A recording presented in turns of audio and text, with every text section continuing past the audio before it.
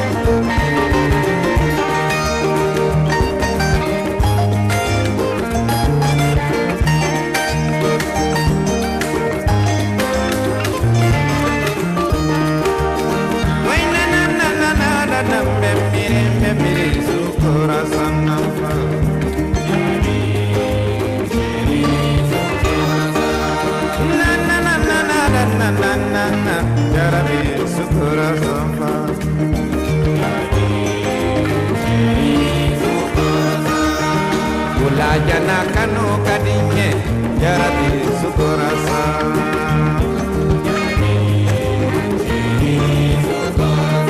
No interruptions, just the music you love on Channel Africa.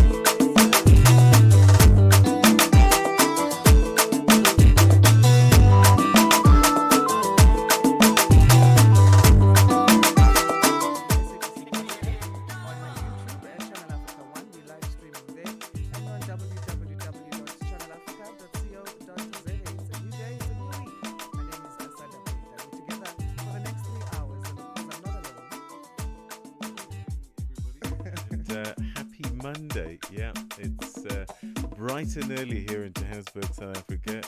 5 a.m. in Nairobi and in Dakar. It's 7 o'clock in the morning in Nairobi, 5 a.m. in Senegal, and 6 a.m. in Johannesburg. And we have a packed program for you today. Some of the stories that we're looking at this hour: Zimbabwe's finance minister Mthuli Ncube says that the country's economy is set to grow faster than the regional average. And Ethiopia's conflict-hit Oromia region sees residents slowly regaining access to healthcare after 2 years of disruption. We'll have more on these stories and others after the news with Jwalane Tulongwepe and sports headlines with Figile Lingwati. SABC News. The African Perspective. Thank you, Peter. Good morning. The South African National Defence Force, or SANDF, has strongly warned the soldiers not to participate or support any unlawful activities that will compromise the stability of the country. This after a video emerged on TikTok and other social media platforms purporting to feature a senior SANDF commander inciting members of the military to engage in an illegal strike. In a statement, SANDF's Admiral Prince Chabalala says the video is misleading. This video is a deliberate attempt to manipulate the public perception, sow discord, and undermine the cohesion and operational discipline of the SNDF. It constitutes fake news, disinformation, which is a serious threat to national security and public trust.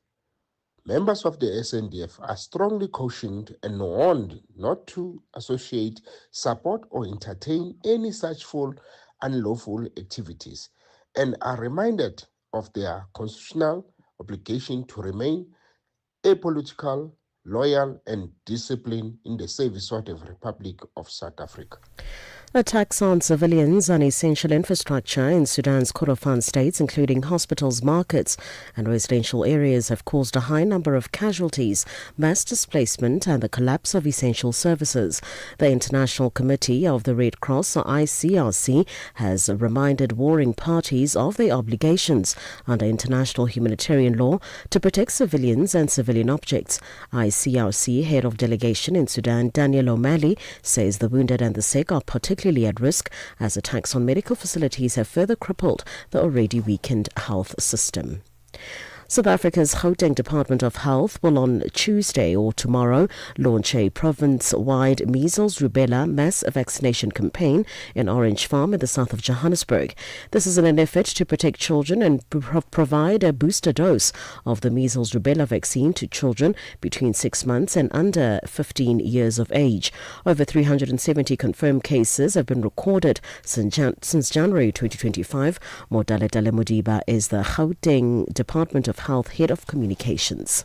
The measles rubella vaccine protects against both measles and rubella and was introduced into the public immunization schedule in the late 2024 and is now being rolled out at scale.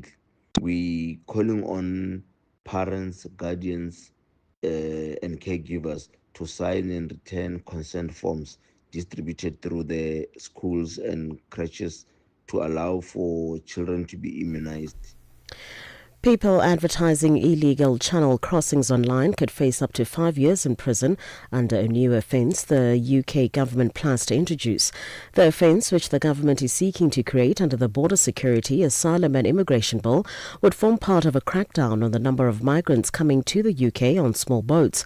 Assisting illegal immigration to the UK is already a crime, but officials believe the offence would give police and other agencies more power to disrupt criminal gangs.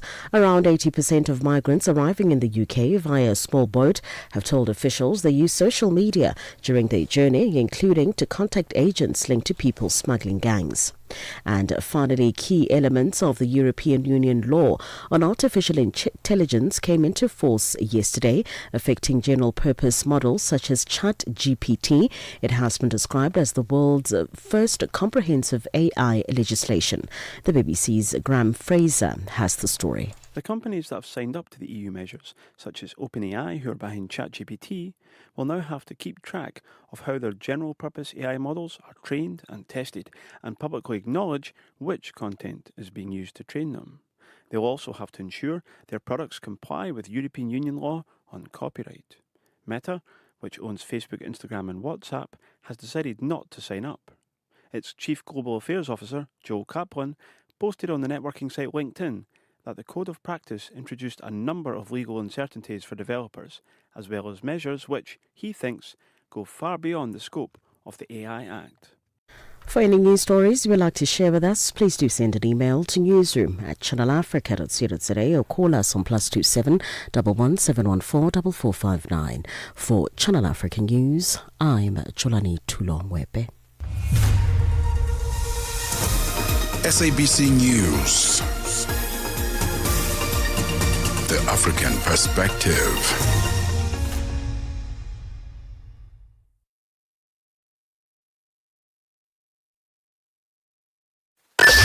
Wake up, Africa. Peter Ndoro and Asanda Beda are here to help you rise and shine. Weekdays, 6 till 9 a.m. Central African Time. Only on Channel Africa.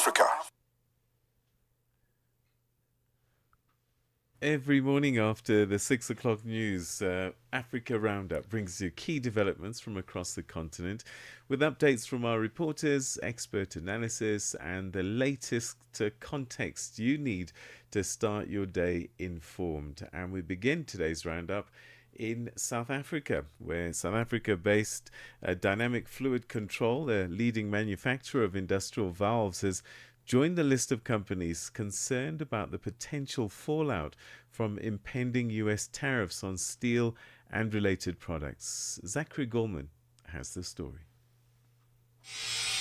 It's not a great time to be a mid-sized firm relying on the United States for 80% of your export sales. But that's exactly the situation faced by one of Africa's biggest makers of valves. Dynamic Fluid Control fears job losses will be triggered by U.S. tariffs on steel and related products.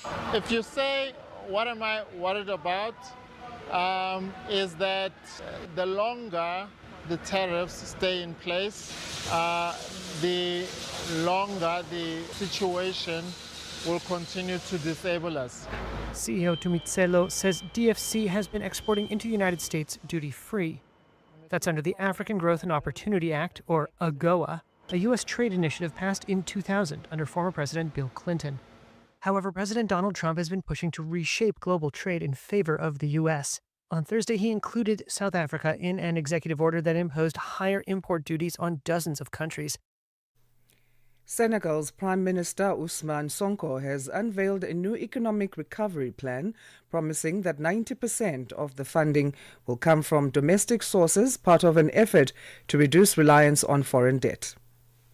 The plan aims to stabilize the finances of the West African nation, which began producing oil and gas last year, and comes as Senegal faces financial challenges and scrutiny over debt misreporting. The country is grappling with billions of dollars in hidden debts from the previous administration that led the International Monetary Fund, or IMF, to freeze its loan program. Prime Minister Sonko said the country could not wait on the IMF any longer. We cannot, 65 years later, continue to wait for salvation from outside. Africa must evolve, and Senegal must evolve. He said more than $8 billion in available resources between 2025 and 2028 have been identified. The plan to cut public spending and boost revenues aims to help narrow the budget deficit to 3% of GDP by 2027. Zimbabwe's Finance Minister Mthuli Ncube is projecting a 6% economic growth rate for 2025 for his country, and that's well above the regional average. Delivering his midterm budget speech, he attributed the forecast to a strong agricultural recovery and favourable commodity prices. In sub-Saharan Africa, economic growth is projected to decline from the initial projection of 4.2% in October 2024 down to 3.8% by year end. The downward revision is attributed to the negative effects of weather shocks, weak global demand, declining commodity prices, and tighter financial conditions. Now I turn to the domestic economic developments during the first half of 2025. Given the positive economic developments during the period January to June, we are confident that the projected economic growth of 6% alluded to in 2025's national budget is achievable. In Ethiopia's conflict-hit Oromia region, residents of remote villages are slowly regaining access to healthcare after 2 years of disruption due to clashes between federal forces and the Oromo Liberation Army. Sean Hogan reports. The Gunfee Primary Health Centre in the West Welliga Zone was closed for nearly 23 months due to insecurity. Dr. Gemichis Emana, the facility's medical director, says residents relied on makeshift solutions, including using donkey carts to transport pregnant women to the nearest functioning hospital. He says local people have developed many health problems without access to care. At the reopened clinic, expectant mothers now wait for checkups, though medicine remains in short supply. Nearby Begi Hospital, located less than 7 miles from Gunfee, is also recovering. And finally, in Sierra Leone, the founder of West Africa's largest chimpanzee sanctuary continues his protests against deforestation. For over 2 months, the sanctuary's eco-lodges and forest trails have remained closed. Sean Hogan picks up the story. The major deforestation is caused by greed. It is land grabbing, period. There's nothing else. Bala Amarasakaran founded the Takugama Chimpanzee Sanctuary 30 years ago and has led it through civil war and the Ebola epidemic. He says deforestation in the area is fueled by development. Authorities acknowledge the country's wildlife is threatened by land seizures and illegal logging, but that's not enough for Amarasakaran to reopen his doors. I cannot take the risk to keep the sanctuary open for public because there are dangers associated with it. Because suppose the last year they put fire very close to the chimpanzee holding facility. That is a buffer zone. Nobody should have entered there. And if the fire started coming in last year, some of the chimps were trying to escape. And if they do, there is going to be definitely a tragedy. There will be a human-wildlife conflict. And that's how we end today's edition of the Africa Roundup. We'll have more for you tomorrow after the 6 o'clock news. The best way to start the day, catch you up with all the key stories that have played out and set you up for the entire day. Right, stay with us. We're going to zoom in on the week that was, some of the big stories that played out, and our regular commentator on a Monday is Jamie. He'll be talking to Asanda. New day, new stories. Start your morning right with Rise and Shine on Channel Africa. Right, so let's get to this segment of the show now that's called the Roundup Wrap, and this is where we invite our resident analyst, Mighty Jamie, to talk to us about some of the stories highlighted earlier, as well as throw forward into the new week ahead. Good morning, Jamie. How are you on this Monday? Morning to you, morning to the listeners. I'm good. I hope you are too. Yes, I am. It's my month. It's Women's Month. We're in August now. Yes, happy Women's Month. Thank you. But today, let's start talking about African leaders who have agreed to unify all peace efforts into a single Africa-led initiative to address conflict in the Eastern DRC. This was at a joint EAC SADC summit co-chaired by Presidents William Ruto of Kenya and Emmerson Mnangagwa of Zimbabwe. What was resolved there? Well, what they've resolved is that they're going to do one peace initiative, and how that's going to work is that all of the other peace initiatives which were happening, there was one which was being run by the Eastern African Bloc, there was one that was being run by SADC, and Angola one, and the Luanda one, etc. So now what we need to do is to put them all together and do one.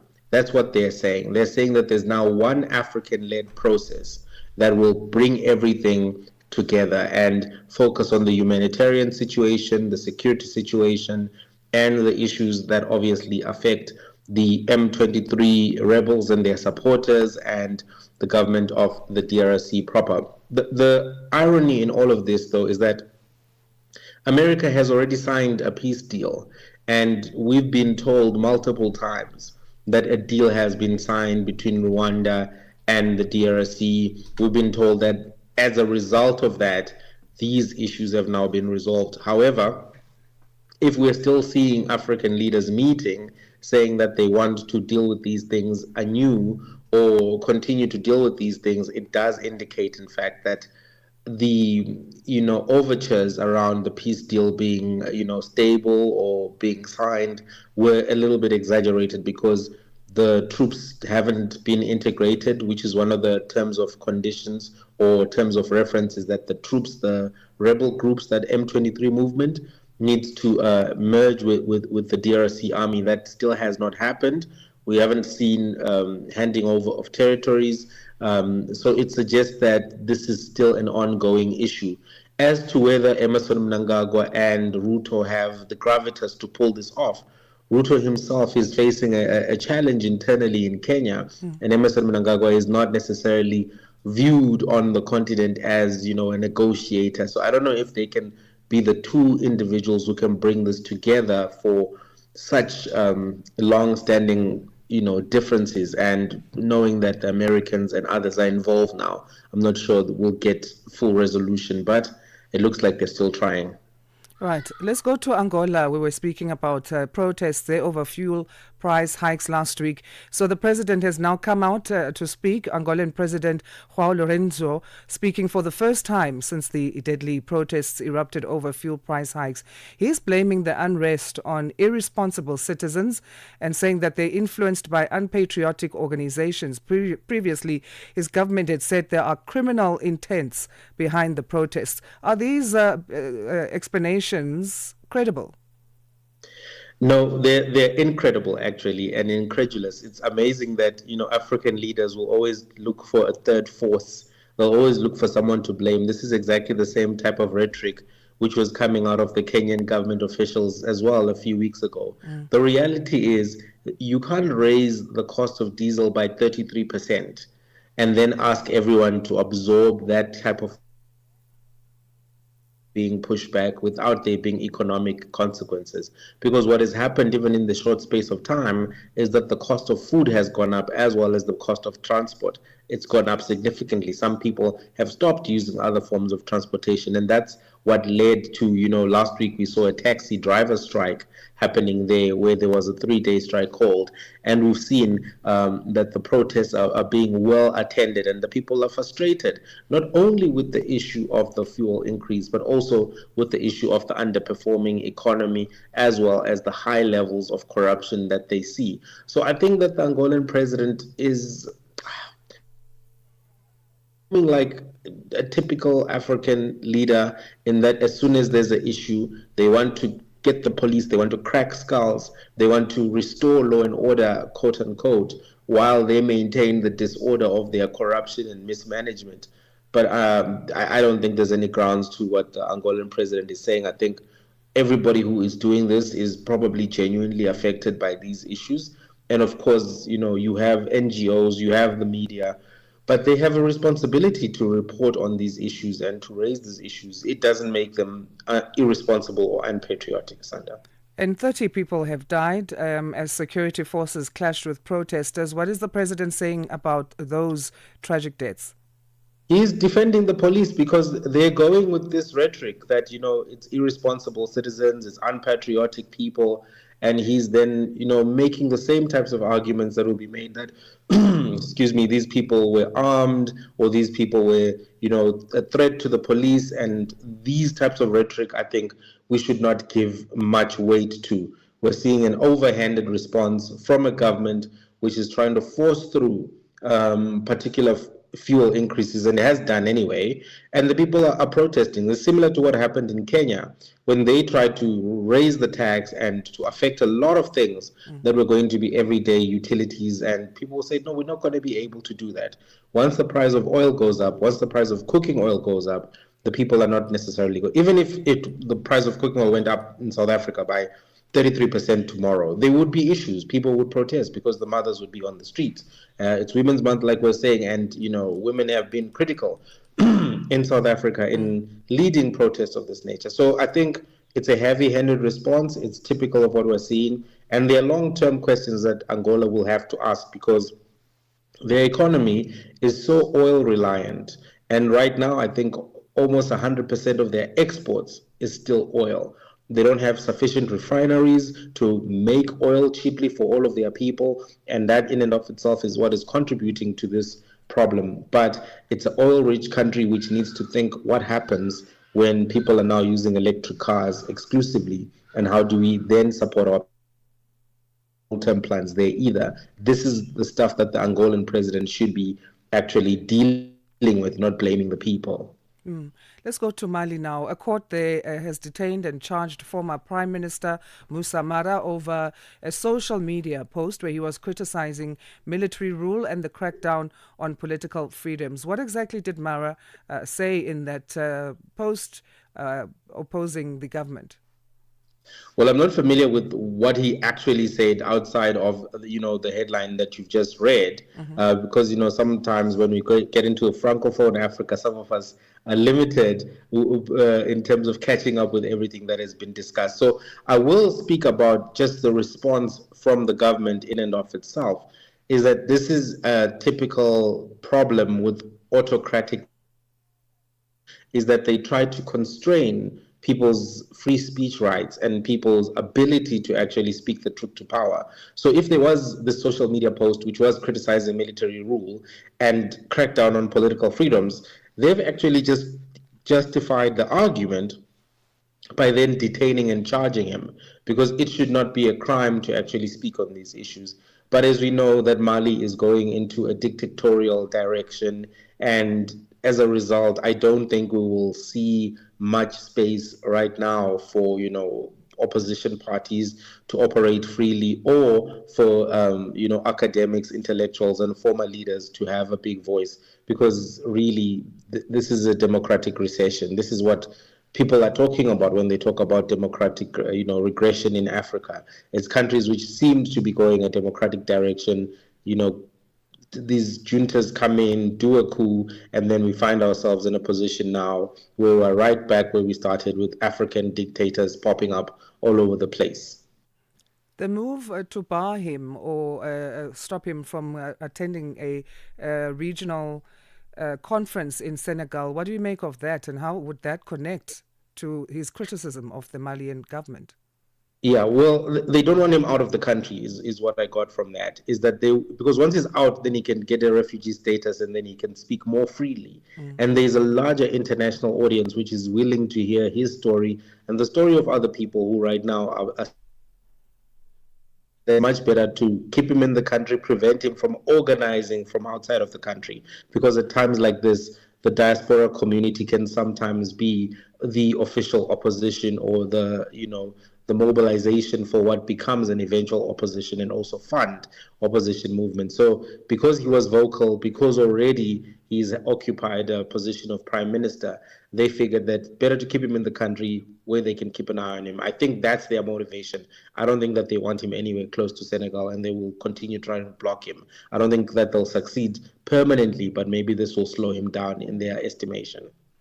All right, U.S. President Donald Trump has reaffirmed his support for Morocco's sovereignty over Western Sahara, backing its autonomy in terms of the plans for the sole solution. So the dispute between Morocco and Algeria-backed Polisario Front has been seeking independence. So what do you make in terms of what the implications of the U.S. support for Morocco on Western Sahara's independence efforts and regional stability?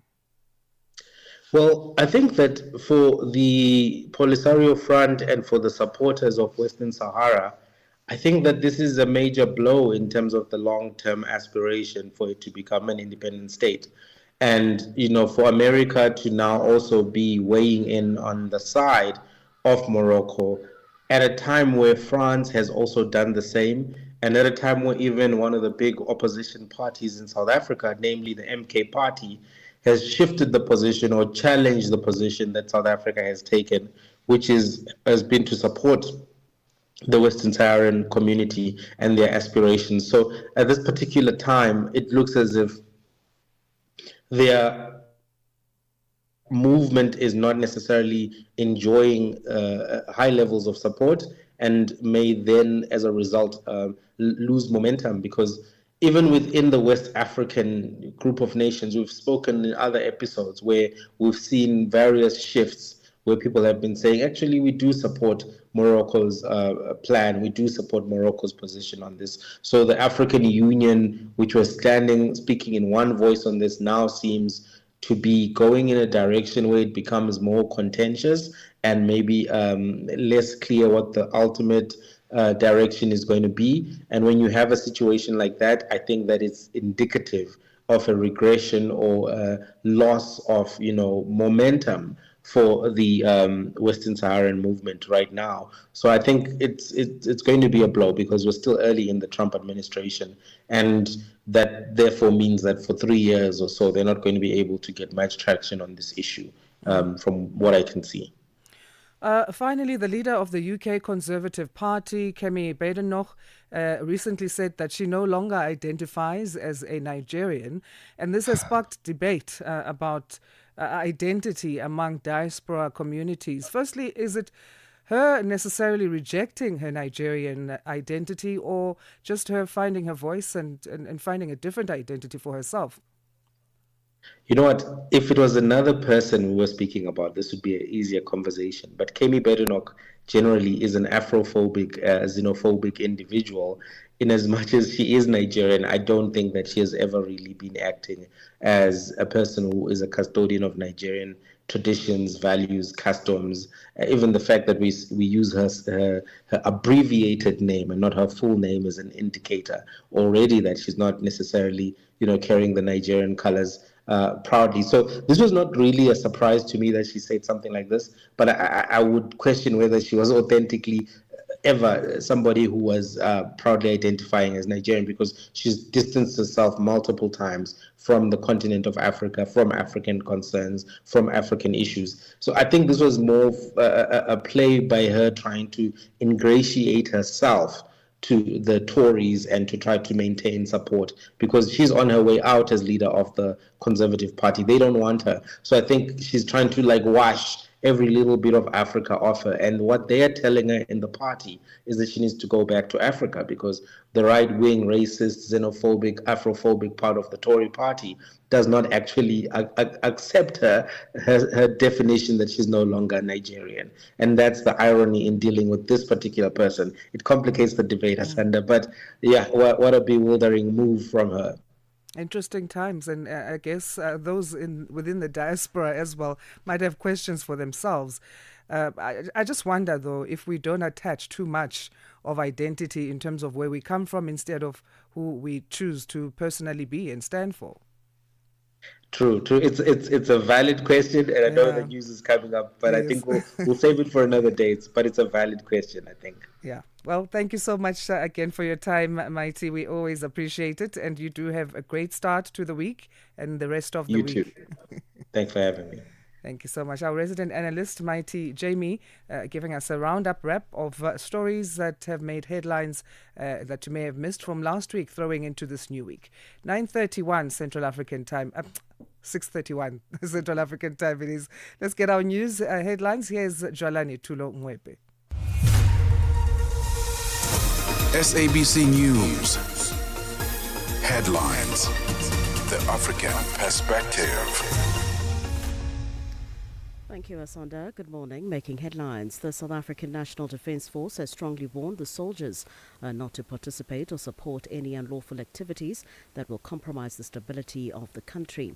Attacks on civilians and essential infrastructure in Sudan's Kordofan states, including hospitals, markets and residential areas, have caused a high number of casualties, mass displacement and the collapse of essential services. And finally, reports from Gaza say more Palestinians desperately seeking aid near distribution points have come under fire from Israeli troops at 2 different locations yesterday. I will have details on these and other stories at 7 o'clock. SABC News. Headlines. The African Perspective. Time now to get a first take on what's been happening in the world of sports, as we say. Good morning to Figile Lingwati. Sports on Channel Africa. The African Perspective.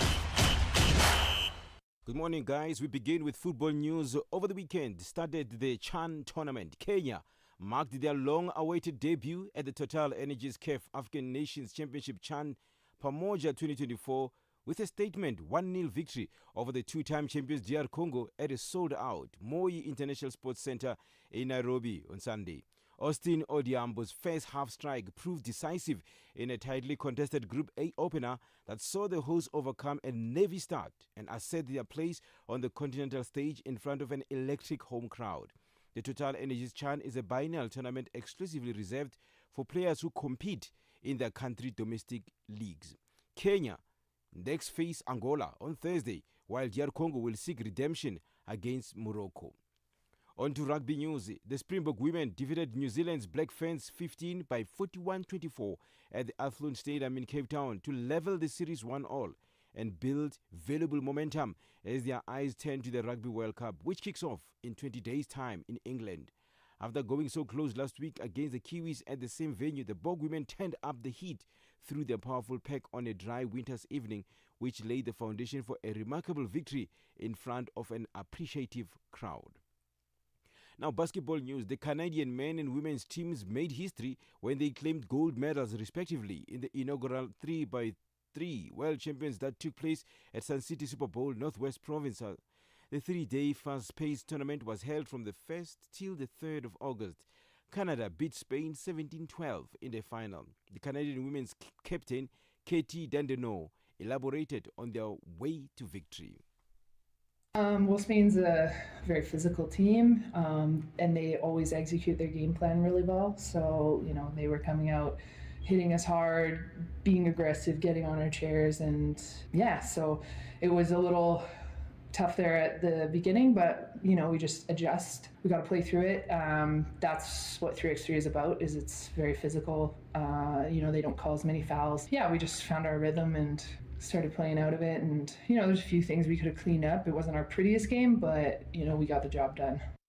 Another Canadian counterpart, Colin Higgins, beat Spain 49 in the men wheelchair basketball final. Higgins shared his delight. It's been an awesome week here.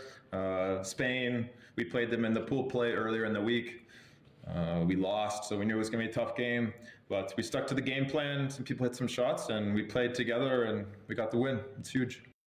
For any sports stories you'd like to share with us, please do send an email to newsroom@channelafrica.co.za or call us on +2711 714 4459. This is Channel Africa Sport with me, Figede Lingwati. Sports on Channel Africa. The African Perspective. Are you fluent in French, Chinyanja, Portuguese, and Kiswahili? Are you passionate about radio? And are you looking to work in South Africa? Do you have papers that qualify you to work in South Africa? In that case, we might have an opportunity for you to work for Channel Africa. Send us your CV and demo at newsroom@channelafrica.co.za. Remember, if you don't hear from us within 14 days, it means you have not made it or you have not been selected. Channel Africa, the African Perspective.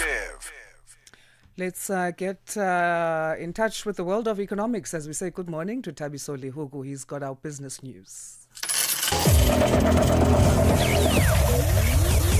Business news on Channel Africa. The African Perspective. Thanks, Asanda, and good morning.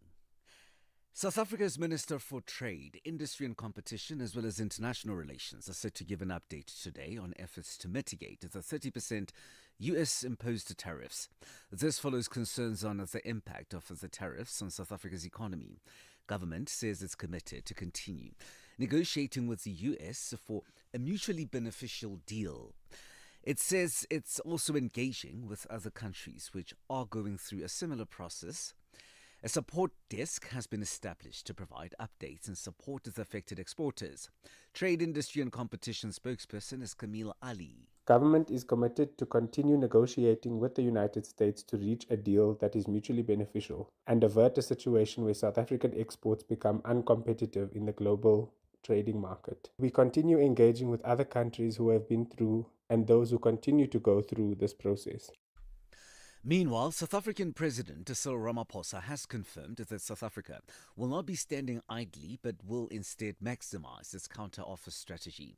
Ramaphosa also stated that the trade negotiations with the United States did not include any discussion of military cooperation. A clarification aimed at addressing public speculation. Michael Mbewe reports. That was never discussed. We put on the table a package which would deal with our trade relations with the United States that contained what we were offering. I apologize for that, but it's rather President Cyril Ramaphosa on that soundbite.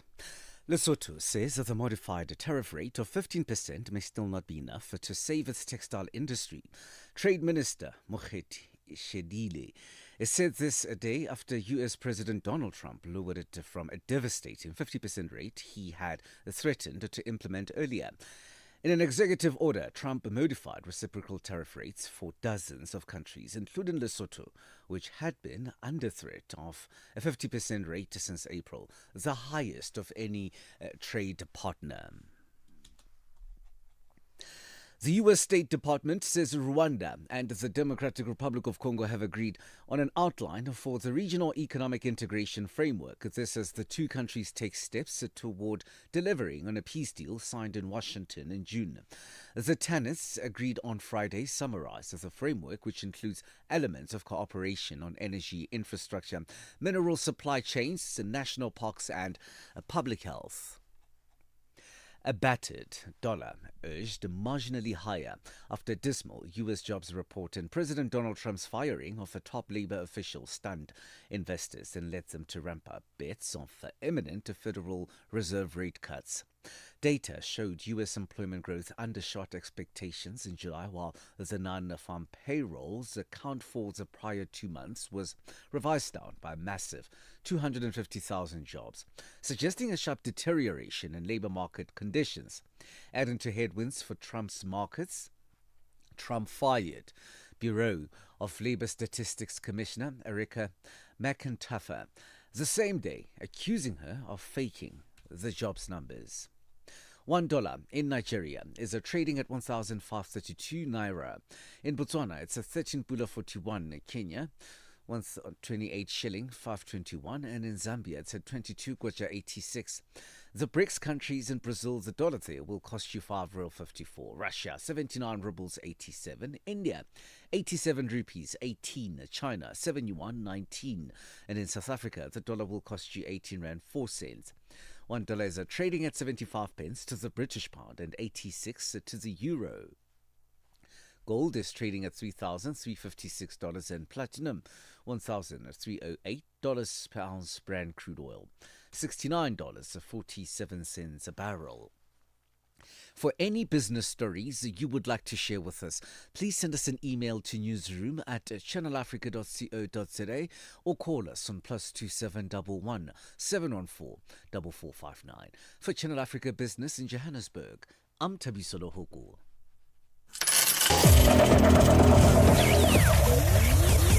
Business news on Channel Africa. The African perspective. Start your day right with Channel Africa Breakfast. That smells delicious. Live, 5 days a week. It's time now for our G20 fact of the day. Now, at the launch of South Africa's G20 presidency, President Cyril Ramaphosa of South Africa announced the adopted theme, which is solidarity, equality and sustainability, with South Africa's priorities including efforts to achieve the Sustainable Development Goals and to work towards the aspirations and objectives of Agenda 2063 of the African Union, the Africa that we want. That's our G20 fact for today. Wake up, Africa. Peter Ndoro and Asanda Beda are here to help you rise and shine. Weekdays, 6 till 9 a.m. Central African Time. Only on Channel Africa.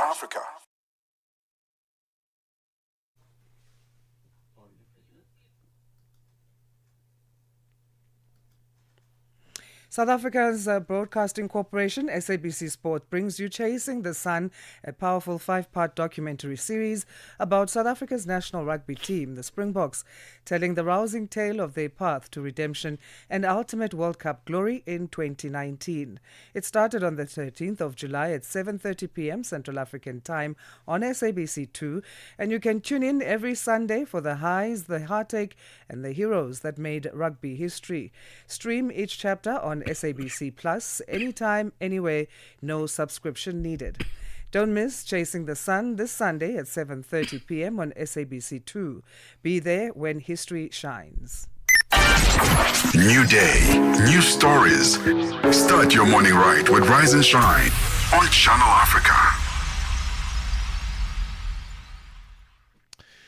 Right, we continue now with news from South Africa and the governing party, well, one of the largest party in the Government of National Unity. South Africa's African National Congress, the ANC, which currently leads the government of, which is the largest party in the Government of National Unity, wraps up its 4-day National Executive Committee meeting today. Now, this crucial gathering, the first since March, tackled a range of pressing political and governance matters. On the agenda, strategies to solidify the unity government, the party's response to looming US tariffs on South African exports, and candidate selection for the upcoming local government elections, and the implications of the South African Communist Party's decision to contest the elections independently. The meeting also looked ahead to the ANC's National General Council in December. Ntebo Mokgobo has more. A wide range of issues have been up for discussion at the 4-day ANC-NEC meeting ending later today. President Cyril Ramaphosa opened the meeting on Friday with his political overview, which looked at the global and domestic issues including the state of the organization, among others. But an elephant in the room was the challenges facing the GNU. Insiders say some NEC members are not happy at the never-ending squabbles between the major GNU partners, the ANC and the DA, with the latest being the DA's walkout from the GNU-backed National Dialogue.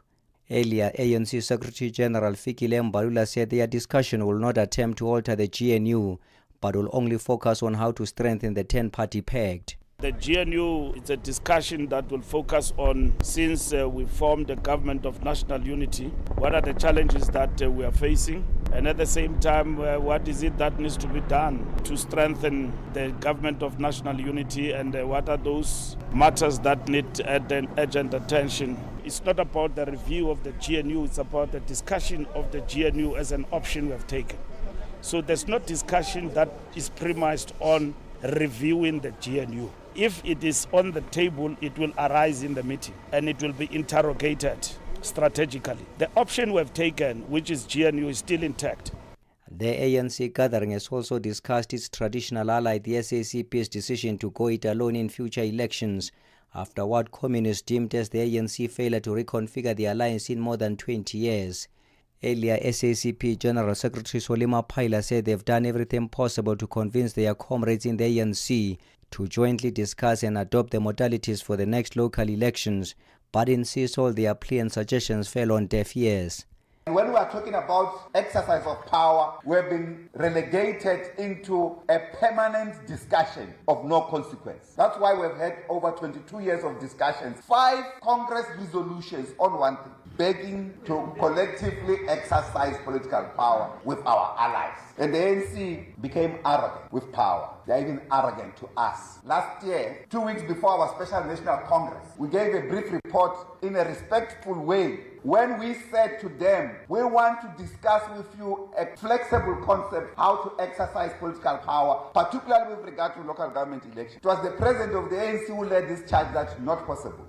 With the writing on the wall that the SACP has lost hope in the ANC to save the alliance, which is seemingly on the brink of collapse, Mbalula said they are concerned about the political ramifications on the broader alliance. We've had a bilateral with the Communist Party. We've heard them what they say. We're going to report back here because this thing of contesting elections by the SACP is new in the context of the alliance. The National Executive Committee is seized with this matter and must give guidance. We have not arrived at the decision of dislocating ourselves from the SACP. Neither has the SACP done that. The SACP took a decision, but its implication in terms of the alliance are huge. And you know that as the ANC, we are opposed to that. We have had a by-elections 2 weeks back in Seshego. SACP fielded a candidate. Our structures on the ground are asking what should be our attitude in relation to this. ANC officials also said the NEC meeting had since adopted the draft discussion documents of their National General Council plan for December this year. After what insiders say was a tense and robust marathon meeting, President Cyril Ramaphosa is expected to deliver the closing remarks of the 4-day gathering later today. I am Tebo Mokobo in Jamestown. Mornings made better with Peter and Asanda on Rise and Shine, weekdays 6 till 9 Central African Time on Channel Africa. The South African Parliament has confirmed that the ad hoc committee established to investigate allegations made by the KwaZulu-Natal Provincial Commissioner, Lieutenant General Nhlanhla Mkhwanazi, around criminal infiltration and corruption in the police will start its work this week. Mkhwanazi implicated senior police members, including the Police Minister Senzo Mchunu, on breaching national security by colluding with criminal syndicates. Following these allegations, Parliament resolved to establish an ad hoc committee to investigate them with a period of 90 days. Mchunu has been placed on special leave. Abongwe Kobokana reports. The resolution of the National Assembly for the formation of an ad hoc committee has been based on the recommendations of the two joint Portfolio Committee of Police and the Portfolio Committee on Justice and Constitutional Development. They adopted a report recommending to the House that a temporal committee should be established to consider allegations pronounced by Mkhwanazi. The House adopted the recommendations and also set up the terms of reference for the work of the committee. Among other terms of reference is that the committee investigate the alleged decision by Police Minister Senzo Mchunu to disband the KwaZulu-Natal Political Killings Task Team. Head of the Communications in Parliament, Mulotho Muthapo, said the committee is expected to work against the clock. So this committee is supposed to report by no later than the 31st of October 2025. So they've got about 3 months within which to undertake this investigation into the allegations made by Lieutenant General Nhlanhla Mkhwanazi. And because of the tight time frames within which they have to work, they have to hit the ground running. So it is expected that by next week, the committee will have its first meeting, elect the chairperson that will chair the proceedings, and begin with his work. All parties in Parliament will be proportionally represented on the ad hoc committee.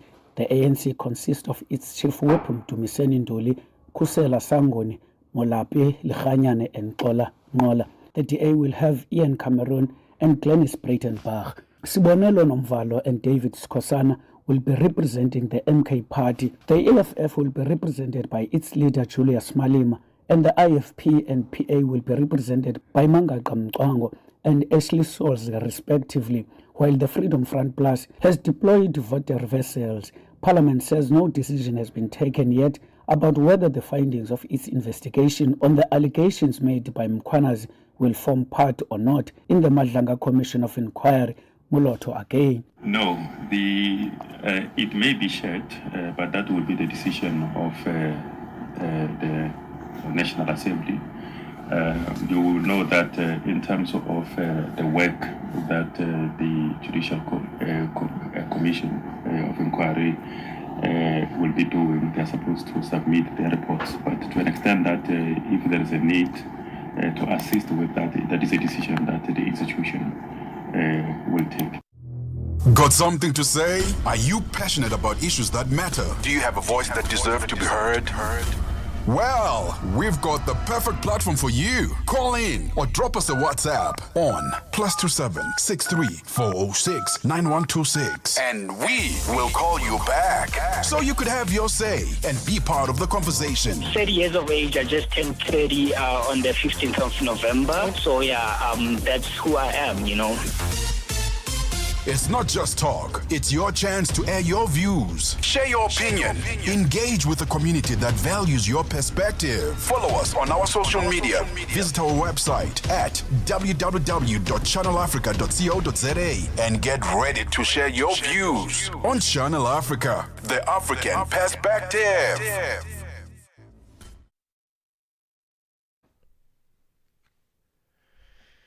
Right, let's take a look at this story now. The members of the Palestinian Solidarity Campaign have staged a protest outside the British consulate in Cape Town. They're demanding that the United Kingdom withdraw their support to Israel, accusing them and the United States of being accomplices in what they call genocide against the people of Palestine. The protest action is part of nationwide action to pressure countries to withdraw support for Israel to stop supplying them with arms and diplomatic cover. Tandiswa Mau reports. Shame on you! Shame on you! Shame on you! They braved the cold Cape Town weather. They hoisted Palestine flags and placards decrying famine and bombings of the innocent in Gaza. After more than 2 hours of a peaceful protest in front of the Rubik Street office, they were ready to hand over the memorandum. But there was no one from the consulate side. Protest organizer Professor Yusuf Chikte addressed the crowd that they followed all protocols of organizing the protest. We've alerted the City Council. We told them that we are going to see the UK consulate here in Cape Town. For some or other reason, the UK consulate is closed in Cape Town today. And I heard you say something like, open it, open it. Are you saying it again? Open the doors, open the doors, open the doors. Professor Chikte read out the memorandum. We are going to nail this memorandum against these walls over here, and this is what it reads. We write to express our grave concern over the United Kingdom government's ongoing complicity in Israel's genocidal assault on Gaza and its broader regime of apartheid and military occupation. The recent statement about recognizing a Palestine in September, these are empty words and do nothing to Megan stop Horitz of the South African Jews for a Free Palestine is calling for all nations to support the people of Palestine. The UK are supporting the genocide and are complicit in the genocide. But we want them to know that they stand on notice and we know what they're doing. And they are causing a genocide, ethnic cleansing and starvation. They say this is a national protest action with similar protests at other embassies in the country. The British embassy in Cape Town was, however, locked with the security at the complex, saying the designated spokesperson is currently overseas. I'm Tandiswa Mau in Cape Town. Mornings made better with Peter and Asanda on Rise and Shine. Weekdays, 6 till 9 Central African Time on Channel Africa. The Nedbank Top Empowerment Conference officially came to a close on Friday last week, bringing together private and public sector leaders, policy experts and entrepreneurs under the one roof in Johannesburg, South Africa. One of the key features of the two-day event was the exhibition space where businesses and organizations from across the country showcased their work in transformation, gender empowerment and inclusive development. Our reporter Lebuchang Mabange spoke to some of the exhibitors. From entrepreneurs to large service providers, exhibitors at this year's Nedbank Top Empowerment Conference came with one thing in common, a shared mission to build meaningful networks and drive inclusive economic growth. Roger Naidu from Shoba Clothing says the platform gave them more than visibility. Shoba Clothing is a level 2 BBBE company. We have our head office based in Marion Hill, Pinetown, and we empower 300 people through our clothing factory, which is based in Tongaat in KZN. We are here today at the Nedbank Top Empowerment Conference because we are a business that, number one, believes in empowering other people, but we also believe in empowering ourselves through strong connections that we hoping to find here at the Nedbank Top Empowerment Conference. Naidu adds that word of mouth is still the most powerful form of marketing, and spaces like these open the door to it. The experience so far has been great because not only do we get to expose our business and get our names out there, but we also make connections with people who can connect us to other people. So network at its best. And I think what we're looking to get out of this at the end is just a really strong network of referrals even, because I think the best sales for any company is word of mouth sales. From local manufacturing to local government, the South African Local Government Association, SALGA, was among the new exhibitors this year. Nozibele Makanda, who heads the Health and Community Services services portfolio says the private sector must play a bigger role in gender transformation in municipalities. We decided to come and exhibit because we wanted to showcase how SALGA is advancing gender transformation in local government. And we want our partners in the private sector to work with us in driving empowerment of women, both in political leadership, in the municipalities, in administratively, as well as women in our communities. All these businesses take place in municipal spaces, and it is very important for them to work with municipalities, and SALGA is one of those vehicles with which they can work with municipalities. Makanda says their first-time experience was not just about visibility, it was productive too. Our stall was visited by so many people. We got an opportunity of explaining ourselves and who SALGA is, and of course we got an experience of then interchanging both conducts and promises for partnerships, and also going around the other exhibition stalls. It was awesome. We are so grateful that we participated for the first time. For PE123, one of the event's executive sponsors, the conference is more than just metrics. It's about making transformation practical and scalable. Rudi Mdima, who specializes in skills development, says it's also a space to connect directly with clients. We are essentially a BE advisory and consulting firm. My specialization is within skills development. So I assist clients in terms of them getting the best solution with our training provider partners that meets their budgets as well as their objectives to meet BE. But I think most importantly, staying within our ethos of being impact, people and technology. Ndima says their aim is to grow partnerships that support long-term inclusion, not short-term profit. This is just another way for us to meet them face-to-face on the ground and look at expanding our relationship and our offerings to them when it comes to partnerships. So we don't just see clients as clients and shaking them down for their money. We actually care about what they do and meeting them halfway in terms of making an impact in South Africa. As South Africa's transformation policies continue to evolve, platforms like the Nedbank Top Empowerment Conference remain critical in connecting vision with action and policy with people. Reporting for Channel Africa, I am Lebogang Mabange in Johannesburg, South Africa.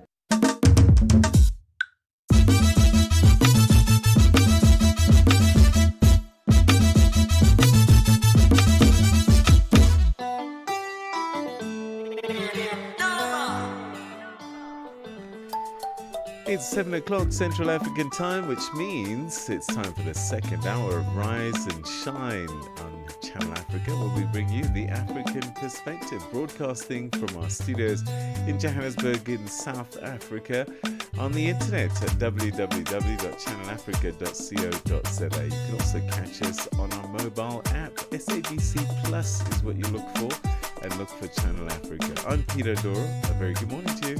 My name is Asanda. Beda. Very good morning. Thank you for staying with us. In this next hour, we look at Amnesty International having expressed a grave concern over the deadly crackdown in Angola following last week's taxi drivers' strike. And we talk about South Africa taking new steps to strengthen its border control systems. Those stories and more coming up. Of course, here's the news first with Jalane Tulo Mwebe and sports headlines with Fikile Lingwati. SABC News. The African Perspective. Thank you, Asanda. Good morning. The South African National Defence Force, or SANDF, has strongly warned the soldiers not to participate or support in any unlawful activities that will compromise the stability of the country. This after a video emerged on TikTok and other social media platforms purporting to feature a senior SANDF commander inciting members of the military to engage in an illegal strike. In a statement, SANDF's Admiral Prince Chabalala says the video is misleading. This video is a deliberate attempt to manipulate the public perception, sow discord, and undermine the cohesion and operational discipline of the SANDF. It constitutes fake news, disinformation, which is a serious threat to national security and public trust. Members of the SNDF are strongly cautioned and warned not to associate, support, or entertain any such unlawful activities, and are reminded of their constitutional obligation to remain apolitical, loyal, and disciplined in the service of the Republic of South Africa. Still in South Africa, the Border Management Authority BMA Commissioner Dr. Mike Masiapato says 42 travellers were denied entry into the country due to health risks identified between April the 1st and June the 30th this year. The agency also says about 24 suspected malaria cases were referred to public health facilities. The BMA has continued to screen travellers to the country for communicable diseases. Masiapato briefed the media in Pretoria on new security measures aimed at boosting traveller verification and law enforcement at ports of entry. Additional to the screening of travellers, our port health team do monitor the importation of health-related products such as foodstuffs, cosmetics, disinfectants, hazardous substances, human remains, biological products, including tobacco, for compliance to various pieces of legislation under the National Department of Health. South Africa's Gauteng Department of Health will tomorrow launch a province-wide measles rubella mass vaccination campaign in Orange Farm in the south of Johannesburg. This is in an effort to protect children and provide a booster dose of measles rubella vaccine to children between 6 months and under 15 years of age. Over 370 confirmed cases have been recorded since January 2025. Modaletale Modiba is the Gauteng Department of Health Head of Communications. The measles rubella vaccine protects against both measles and rubella and was introduced into the public immunization schedule in the late 2024 and is now being rolled out at scale. We calling on parents, guardians and caregivers to sign and return consent forms distributed through the schools and creches to allow for children to be immunized. Attacks on civilians and essential infrastructure in Sudan's Kordofan states, including hospitals, markets and residential areas, have caused a high number of casualties, mass displacement and the collapse of essential services. The International Committee of the Red Cross has reminded warring parties of their obligations under the international humanitarian law to protect civilians and civilian objects. A boat carrying more than 150 migrants has sunk over Yemen in the southern coast, killing at least 65 people. Many others are missing. The head of the International Organization for Migration in Yemen, Abdusato Isyov, told the BBC the route is dangerous. The coastal area of Yemen is quite vast if you look at the map. So the smugglers unfortunately use different ways of entering to Yemen. And one of those areas, that coastal area, is quite dangerous. But not only this one, but across the whole coastal area of Yemen, there are various different ways that smugglers are using to bring migrants to Yemen. And we should not forget that Yemen is a transit country for majority of those migrants that heading to the Kingdom of Saudi Arabia, looking for a better job. For any news stories you would like to share with us, please do send an email to newsroom@channelafrica.co.za or call us on +27 11 714 4459. For Channel Africa News, I'm Jolani Tulo Mwebe. SABC News. The African Perspective. Africa in Business on Channel Africa. The United States was very vocal at the beginning of South Africa's G20 presidency, and this is largely due to strained relations with South Africa at the time, that they were not really keen on participating. Where do they stand right now? The US is planning to take over the presidency of the G20 next year, and our understanding from them is that they intend to continue to do so, and therefore it is quite difficult then to be in a situation where you are not attending deputies' meetings or discussions during our presidency and then to take over the presidency next year. From a finance track perspective, there has been engagement. We've been working on a communique last week and this week here in Zimbabwe. What's important about that is that it's a consensus document. And so all the members in the room have to agree to the language that is used there. And our US colleagues have been part of those discussions and negotiations. Bringing the African markets into your home. Channel Africa, the African Perspective. Annie Kalonji. sur Channel Africa. Nous allons à présent dérouler notre tapis rouge pour accueillir notre personnalité du jour, l'artiste chanteur Sheky Frey, qui est en ligne de Guinée avec nous. Je suis un artiste guinéen, un créateur, un styliste et je fais un peu ce qui plaît à mes fans. Voilà, c'est un peu ça. On a beaucoup de genres de trucs à faire, mais bon, pour le moment, on est basé un peu sur le rap. D'accord. À quelle période de votre vie avez-vous commencé à vous intéresser à la musique, Sheky? Bon, je ne crois pas qu'il y ait une période, parce que moi, je suis un mélomane depuis mon petit âge. Annika Longi, tous les dimanches sur Mix Vibration. Start your day informed, inspired, and entertained. Asanda and Peter bring you Rise and Shine. Weekdays, 6 till 9 a.m. Central African Time. South Africa's Minister in the Presidency for Women, Youth and Persons with Disabilities, Sindisiwe Chikunga, has launched the Women Trade Intervention Dialogue. Now, the dialogue serves as the launch of the 2025 South Africa Women's Month, under the theme "Building Resilient Economies for all South Africa." For all South Africa's commemorates Women's Month in August as a tribute to the more than 20,000 women who marched to the Union buildings on the 9th of August in 1956 to protest against the apartheid pass laws. Nhlanhla Mahlangu picks up the story. Launched in collaboration with the Department of Sports, Arts and Culture, Gauteng Provincial Government, Standard Bank South Africa and Absa Bank, the Women in Trade intervention will focus on three priorities, which are the support of the survival of informal economy across identified key economic sectors, the identification of key sectoral interventions, including agriculture, manufacturing and the green energy sector, as well as calling for collaboration and leveraging of sector agreements to increase investments in local economies. Minister Chikunga led a roundtable session which focused on de-risking financial inclusion of and for women, aimed at equipping women with business skills, market knowledge and access to the African continental free trade area opportunities.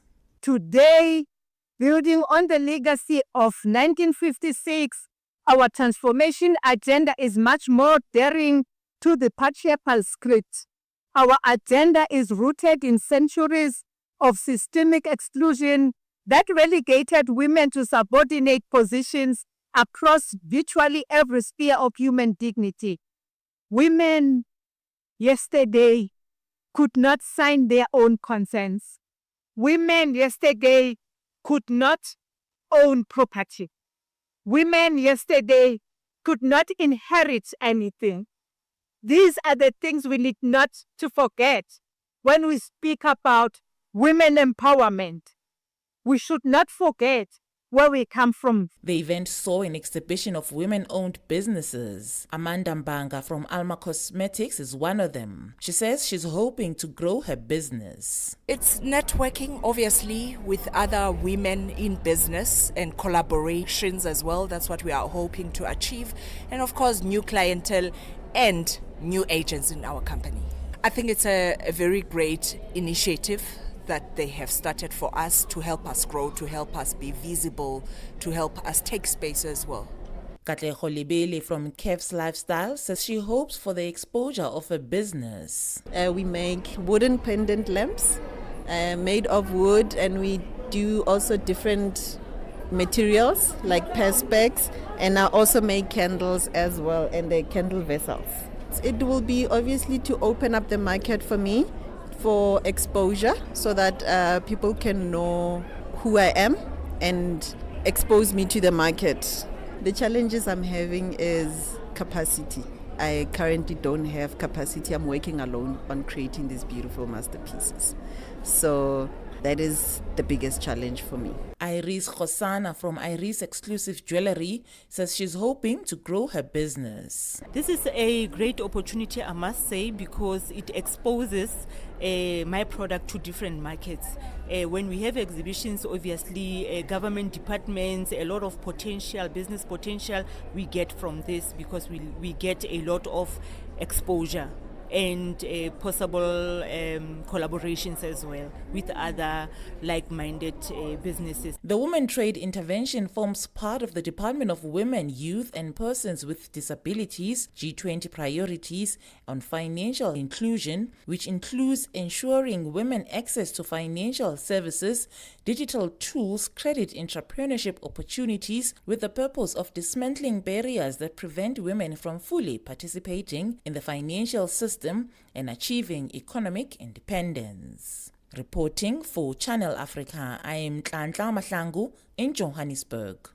Africa Update on Channel Africa with Lulu Kabu. Mozambique's opposition leader Venancio Mondlane has been charged with incitement to terrorism and disobedience. He faces a total of 5 charges. The charges relate to post-election violence that left hundreds of people dead. What punishment is he looking at? The most severe charges are 2. One is incitement for terrorism, and also is being charged for mobilizing people for terrorism during the protests. These charges are really serious and severe. If he is condemned, is found guilty, he could serve 10 years plus years in jail, meaning that he would be banned from political participation, mainly for the 2028 and 2029 electoral cycle. The director of CDD, the Center for Democracy and Development, Adriano Novunga. Africa Update with Lulu Kabu, 12 to 1 p.m. Central African Time.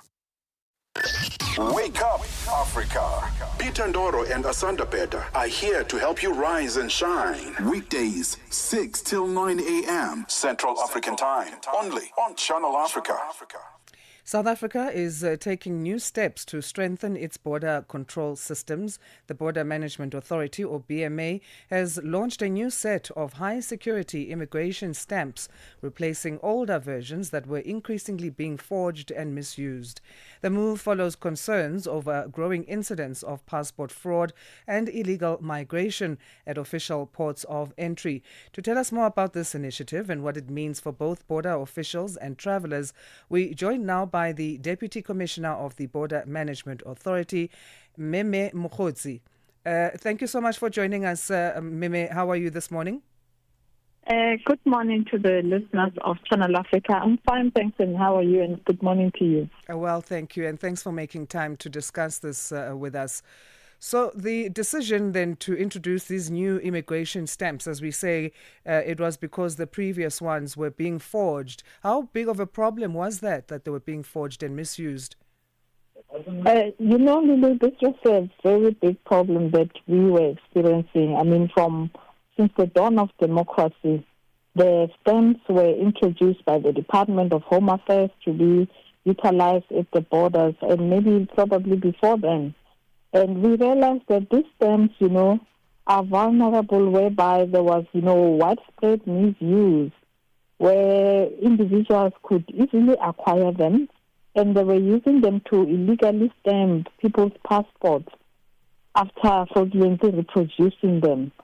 So when we got to realize, that these stamps actually could be acquired easily, we embarked on an initiative and collaborated with the government printing works. Government printing works should understand that these are the printing company that is in charge of high-level security government documents like your smart IDs. They are produced there, and your passports, they are produced at government printing works. Mm-hmm. So we had to engage them and look at, how we can come up with stamps that would also assist us with security features, and they helped us develop that. There were key features that were embedded there. They call them 3-tier security, whereby, at naked eye, you cannot see some of the securities, but they are the ones that are able to understand, the security features that are embedded on that stamp. So we are preventing tampering, we are preventing forgery, we are preventing unauthorized use of those stamps. So what will happen is that the stamps were rolled out on the 1st of August They've been distributed to all ports of entries.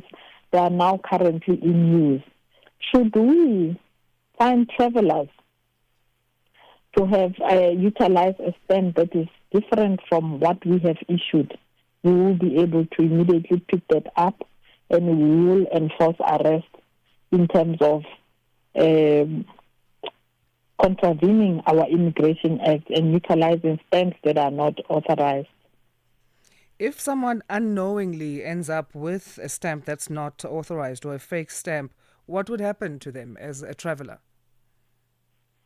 A traveler, you cannot unknowingly be exposed to an unauthorized stamp. In this regard, you need to present yourself to a port of entry. Formal channels inside the border, then you will get the correct stamp. If a traveler goes in with other means and acquire illegally produced stamps, or they're making other means to get into the country by colluding with maybe some of the facilitators, then they will find themselves in that position. But the stamps are issued, the new stamps are issued to all port commanders at all ports of entry. If you are found to be with a stamp that is different to what we have issued, then you will be arrested, because this now demonstrates that you have facilitated yourself through means that are not formal channels that we have approved, and you have acquired that stamp through means that are not approved by the Border Management Authority. So we have withdrawn all the old stamps, carried out, and it was carried out concurrently with the distribution of the new ones. So these unique stamps have been allocated to ports of entry, and they have a unique number for each officer. Yes. In order for us, if we get, let's say, a stamp that has been unauthorized or a stamp that is fake, we are able to see the number that has been used on that stamp, because a person who would go and maybe try and reproduce the stamp would not know what that number means. That number needs to tie back to a system. It ties back to a system where we'll be able to locate who has was able to make sure that their stamp is accessible for it to be reproduced fraudulently. So this is a system that is very tight, and we had to launch this so that travelers are aware that any other means of them trying to acquire stamps on their passport without getting into the borders and presenting themselves in front of BMA immigration officials would be illegal, and they will face the consequences in this regard. So what will those consequences be then? As you explain, each stamp is going to be linked to a specific officer, and that helps with keeping things honest. What happens if an officer is caught abusing their stamp? Officers that are caught abusing their stamps will face the channel. Consequent management systems have been employed in the BMA. Yesterday, the commissioner reported that already 9 officials were dismissed in the BMA due to variety of activities. And since the BMA started, we are cleaning out fraud and corruption in the system. We are introducing a new culture of the BMA. The BMA started operating 2 years ago. So in that 2 years, because we inherited officials from various departments, we had to create a synergized culture whereby everyone moves with the values of BMA, of honesty, integrity, patriotism. So if we find that there are officials that are still uncultured in terms of trying to do corrupt activities, we will clean them out of the system, and we are in that process. Currently, we have about over 50 cases that are in our role of fraud, corruption, bribery that we are dealing with. And from the 9 that was dismissed just for this quarter, just from April to to April to June. It's our quarter that we were reporting on yesterday. 9 officials were dismissed. So we are concluding those cases. More will be dismissed, and we will still continue to find more because we are employing different systems as the BMA. In our 2 years of existence, there has been quite a number of activities that we have changed in the borders because we want to have a border management system that is effective. We also understand that there are new stamps for things like agriculture and health. Talk to us about that in terms of how that will work and what's driving that. Yes. You would understand the responsibilities of the border management authorities, not only on immigration, on the movement of people. We are also responsible for health, facilitating health activities in terms of through our port health system. So we are in charge of ensuring that our country next is not exposed to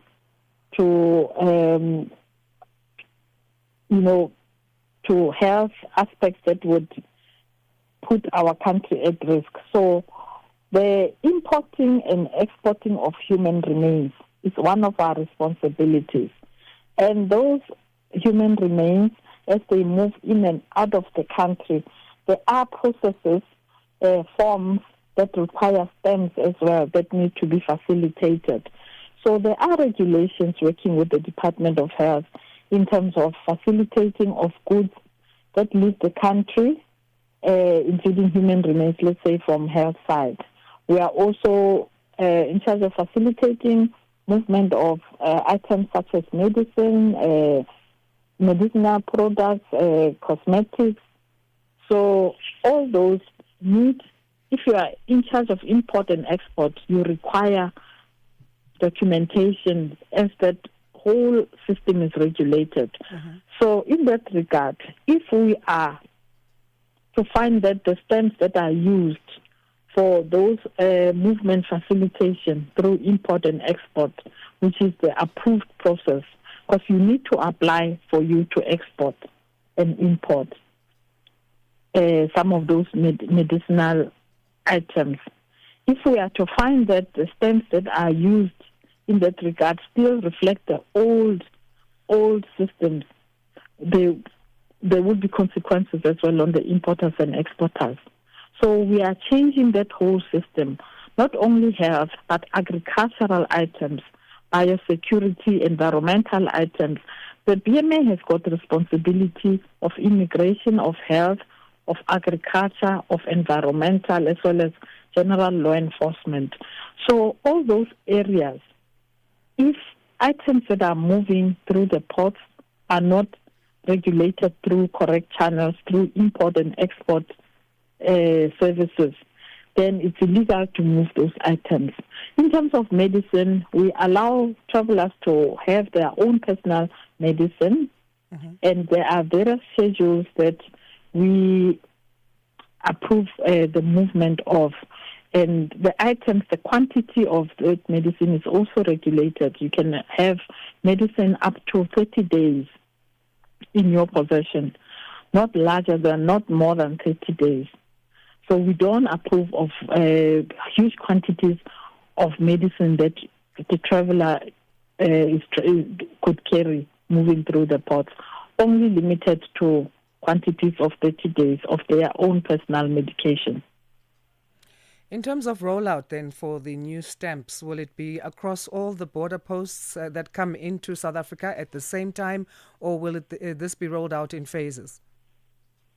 Currently, we have rolled out across all borders of South Africa, and there are 71, all of them. You understand that the land borders, all in all, there are 52, né? And then we have 10 international airports. And then we have 8 harbors. Né? So already the immigration stamps have been rolled out and distributed. The process started in June of distribution of all the stamps at all ports of entry. So currently, if you are to approach the airport and you are traveling to an international destination, you will be stamped with the new stamp. So the rollout is complete. It started, the effective date of the rollout was 1st August, and we had to do an operation in Bridge. And shockingly, there were, some conveyancers, buses that still had people moving with passports with no stamps. And we had to find those buses. We had to find them. We had to intercept those travelers. We had to make sure that they are deported after we captured their details. And because it was the first day of operation, we understood that maybe there could be, I'm not sure what was happening, but we had to find those buses, we had to intercept, and we had to arrest the drivers of those buses. How does this entire conversation then fit into the bigger picture of what the Border Management Authority is trying to achieve for 2025? Our interest and our mandate is on the facilitate of legitimate movement. So we want to do things correctly, and we want to secure the country from illegal movement. So in this regard, this is our vision and our mandate in starting to implement and changing the course of security of this country. We have many big events that are coming. The G20 is going to be held in November, of many leaders coming into the country. And we have to make sure that our border management systems are effective. They deliver to the mandate, the security mandate of the country.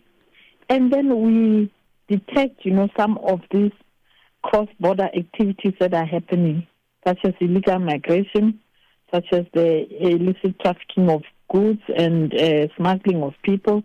So we want to just make sure that we get rid of those activities. You'd remember that as part of our efforts on using technology to ensure that there's effective border surveillance, we launched the usage of drones.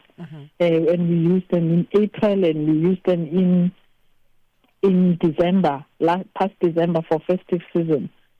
So now, as part of our intensifying of those efforts, we have now trained more pilots to operate the drones. All right. So yesterday we announced the 8 pilots that were brought into the system, 8 more pilots that were brought into the system, because we want to roll out technology as part of the overall picture of ensuring that our borders are protected and secured, but we facilitate the legitimate movement of goods that are coming in and out, and the people.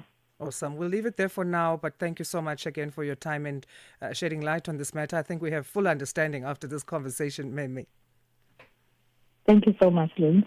Thank you. Deputy Commissioner of the Border Management Authority of South Africa, Meme Mokgotsi, talking to us about ways of strengthening border control systems, more specifically the launch of a new set of high-security immigration stamps. It's time for news headlines. They say good morning to Jwalani Tulo Ngwebe. SABC News. Headlines. The African Perspective. Thank you, Asanda. Good morning. Making headlines, the South African National Defence Force has launched an internal investigation to trace the origins of a video circulating on TikTok and other social media platforms purporting to feature a senior SANDF commander inciting members of the military to engage in an illegal strike. South Africa's Border Management Authority Commissioner Dr. Mike Masiapato says 42 travellers were denied entry into the country due to health risks identified between April the 1st and June the 30th this year. And finally, reports from Gaza say more Palestinians desperately seeking aid near distribution points have come under fire from Israeli troops at 2 different locations yesterday. I'll have details at 8 o'clock. SABC News. Headlines. The African Perspective. Time now for your sports. Here's Figile Lingwati. Good morning. Sports on Channel Africa. The African Perspective. Good morning, Peter. We begin with football news. The president of the Confederation of African Football, CAF, Patrice Motsepe, has explained the reason behind the recent increase in prize money for the African Nations Championship, CHAN. A brand new trophy and a 75% increase in prize money for the winners make this year's edition, co-hosted by Kenya, Tanzania and Uganda, exciting. For the first time in the tournament's history, the champions will take home a remarkable $3.5 million, while the runners-up will earn $1.2 million, with the third and the fourth place teams getting $700,000 and $600,000 respectively. More football news. Kenya marked their long-awaited debut at the Total Energies CAF African Nations Championship Pamoja 2024 with a statement. 1-0 victory over two-time champions DR Congo at a sold-out Moi International Sports Center in Nairobi. Austin Odiambo's first half strike proved decisive in a tightly contested Group A opener that saw the hosts overcome a nervy start and assert their place on the continental stage in front of an electric home crowd. Kenya's new generation did not disappoint, and they will next face Angola on Thursday, while DR Congo will seek redemption against Morocco. On to basketball wheelchair. The Canadian men and women's teams made history when they claimed gold medal respectively in the inaugural 3x3 World Champions that took place at Sun City Super Bowl in South Africa's Northwest Province. The 3-day fast-paced tournament was held from the 1st till the 3rd of August 2025. Canada beat Spain 17-12 in the final. The Canadian women's captain, Katie Dandenot, elaborate on their way to victory. Well, Spain's a very physical team, and they always execute their game plan really well. So, they were coming out, hitting us hard, being aggressive, getting on our chairs, and so it was a little tough there at the beginning, but we just adjust. We got to play through it. That's what 3x3 is about. Is it's very physical. They don't call as many fouls. We just found our rhythm and started playing out of it. And there's a few things we could have cleaned up. It wasn't our prettiest game, but we got the job done. Let's end with rugby news. The Springbok women defeated New Zealand's Black Ferns 15 by 41-24 at the Athlone Stadium in Cape Town to level the series 1-1 and build valuable momentum as their eyes turn to the Rugby World Cup, which kicks off in 20 days' time in England. After going so close last week against the Kiwis at the same venue, the Bogue women turned up the heat through their powerful pack on a dry winter's evening, which laid the foundation for a remarkable victory in front of an appreciative crowd. For any sports stories you'd like to share with us, please do send an email to newsroom@channelafrica.co.za or call us on +2711 714 4459. This is Channel Africa Sport with me, Figure Lingwati. Sports on Channel Africa. The African perspective. Let's find out what's happening in the world of business. Here's Tabiso Lihuku with the details.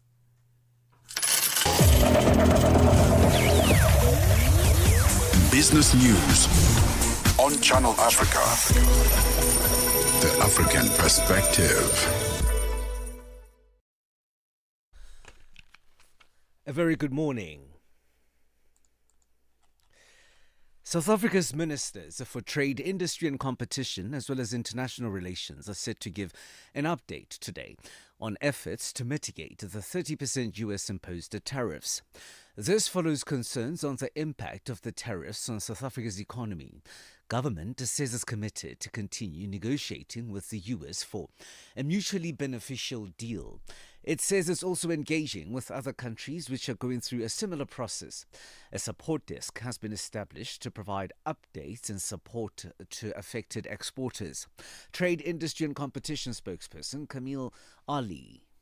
Government is committed to continue negotiating with the United States to reach a deal that is mutually beneficial and avert a situation where South African exports become uncompetitive in the global trading market. We continue engaging with other countries who have been through and those who continue to go through this process. Meanwhile, South African President Cyril Ramaphosa has confirmed that South Africa will not be standing idly but will instead maximize its counter-offer strategy. Ramaphosa also stated that the trade negotiations with the United States did not include any discussion of military cooperation and clarification aimed at addressing a public speculation.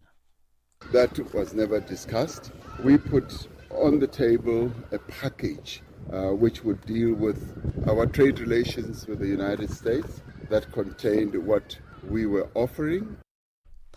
Lesotho says that the modified tariff rate of 15% may still not be enough to save its textiles industry.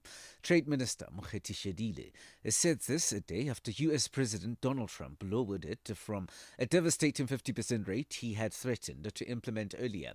In an executive order, Trump modified reciprocal tariff rates for dozens of countries, including Lesotho, which had been under threat of a 50% rate since April, the highest of any US trading partner. The U.S. State Department says Rwanda and the Democratic Republic of Congo have agreed on an outline for the regional economic integration framework. This as the two countries take steps toward delivering on a peace deal signed in Washington in June. The tenets agreed on a Friday summarize the framework, which includes elements of cooperation on energy, infrastructure, mineral supply chains, national parks, and public health. Oil prices extended declines after OPEC Plus agreed to another large production hike in September. This comes after concerns about a slowing economy in the US, the world's biggest oil producer, adding to the pressure. Brent crude futures fell 40 US cents, or 0.57%, to $69.27 a barrel. $1 in Nigeria is trading at 1,532 naira. In Botswana, it's at 13.41. Kenya, 128 shilling 521. And in Zambia, it's at 22 kwacha 86. The BRICS countries in Brazil, the dollar there will cost you 5.54. Russia, 79 rubles 87. India, 87 rupees 18. China, 7 yuan 19. And in South Africa, the dollar will cost you 18 rand 4 cents. $1 is trading at 75 pence to the British pound and 86 to the euro. Gold is $3,356 and platinum $1,308 per ounce. Brent crude oil is at $69.47 a barrel. For any business stories you would like to share with us, please send us an email to newsroom@channelafrica.co.za or call us on +2711 714 4459. For Channel Africa Business in Johannesburg, I'm Tebisolo Hoku.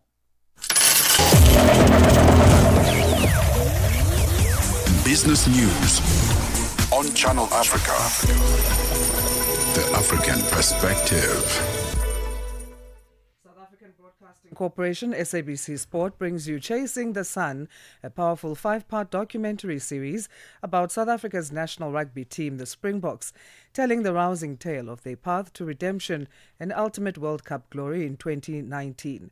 It started on the 13th of July at 7:30 p.m. Central African Time on SABC2, and you can tune in every Sunday for the highs, the heartache, and the heroes that made rugby history.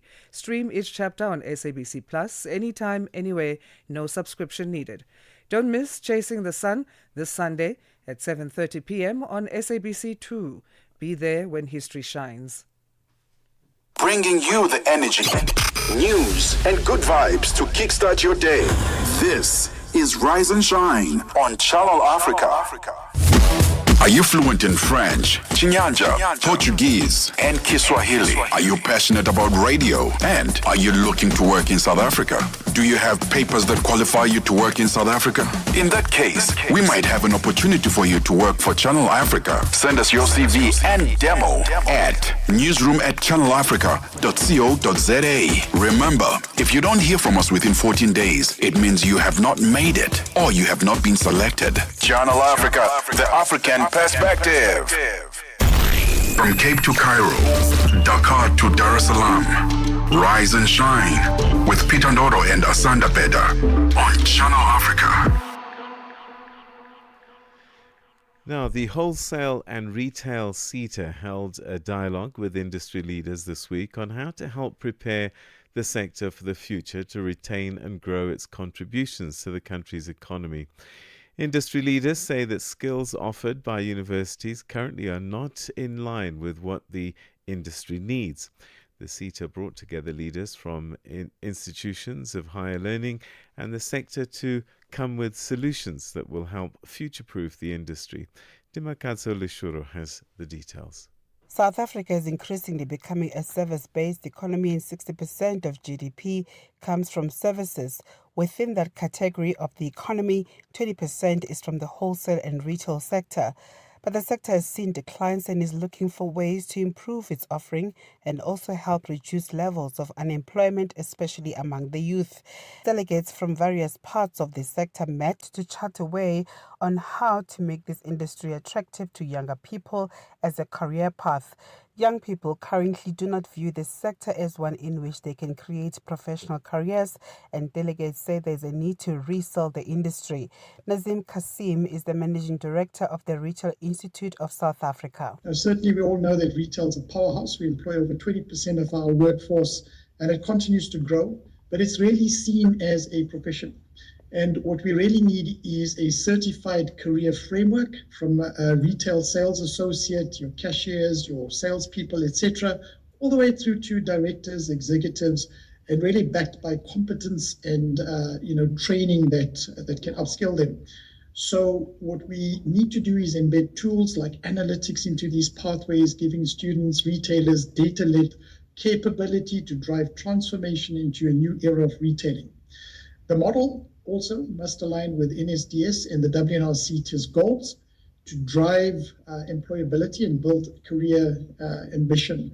And so what we're looking at is that retail needs to become a profession and not a fallback.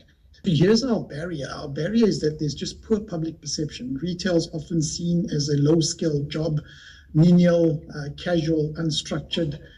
Skills gap do persist in terms of a shortage in tech-enabled customer service, analytics, and management.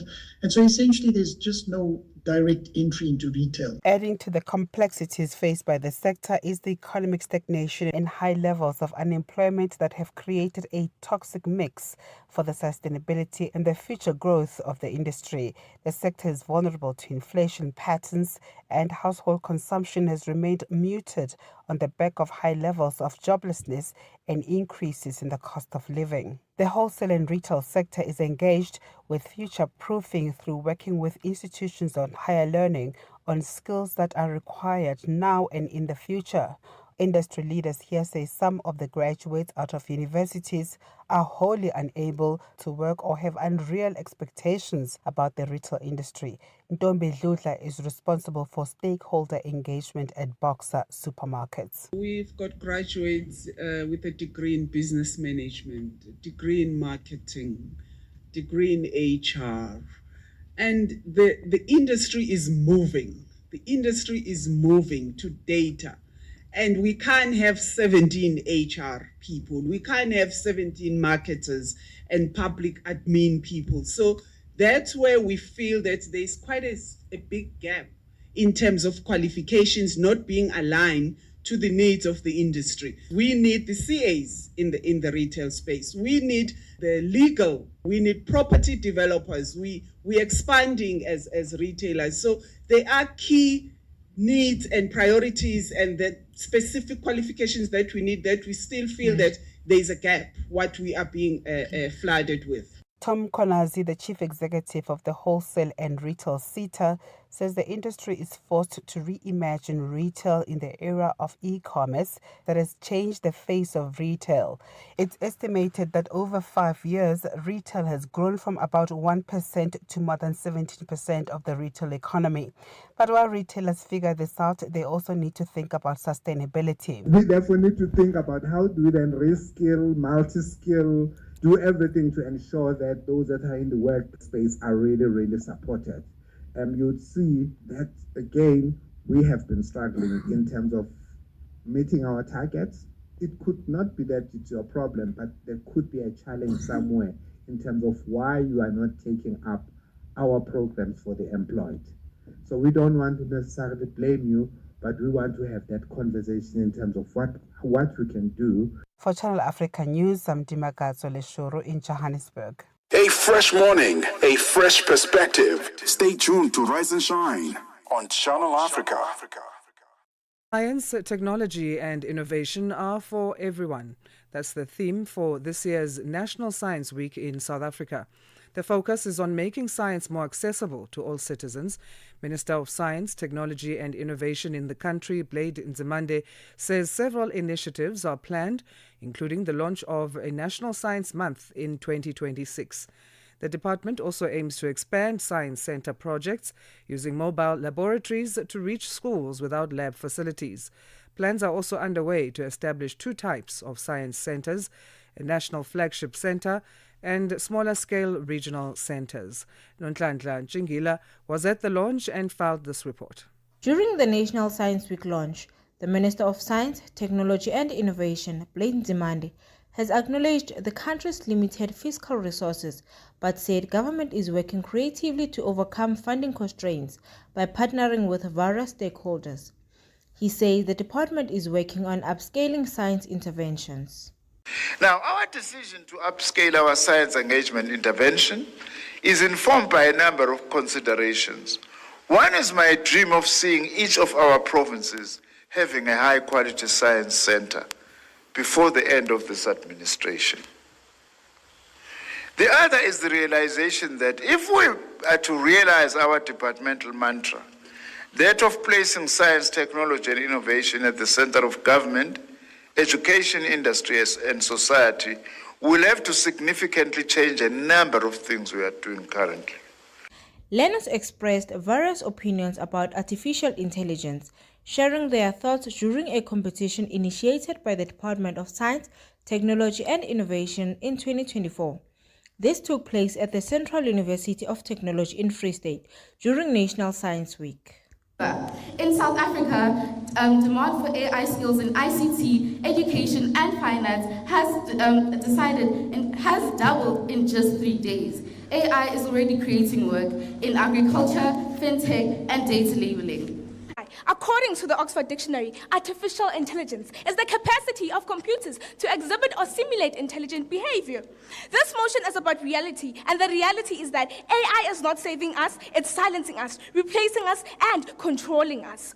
Nzimande urged educators to encourage learners to focus on mathematics and science from the foundation level. He emphasized that school principals should avoid removing students from mathematics and science courses in pursuit of better metric results. One of the things we need to do is to ensure that the majority of our younger people are able to access high-quality maths and science education at foundation level, regardless of which part of our country they may reside in, urban or rural. Minister Nzimande says these interventions are aimed at increasing the numbers of learners with high pass rates in maths and science, and to ensure that more and more young black children are empowered with the confidence and competencies to take up careers in science. Nonhlanhla Njingila for SABC News, Pretoria. Start your day right with Channel Africa Breakfast. That smells delicious. Live, 5 days a week. South Africa's President Cyril Ramaphosa has responded for the first time to the United States' decision to impose steep 30% tariffs on some of South Africa's major exports. Speaking from the seat of government in Pretoria, President Ramaphosa outlined steps that his administration is taking to shield the country's economy and support industries likely to be hardest hit.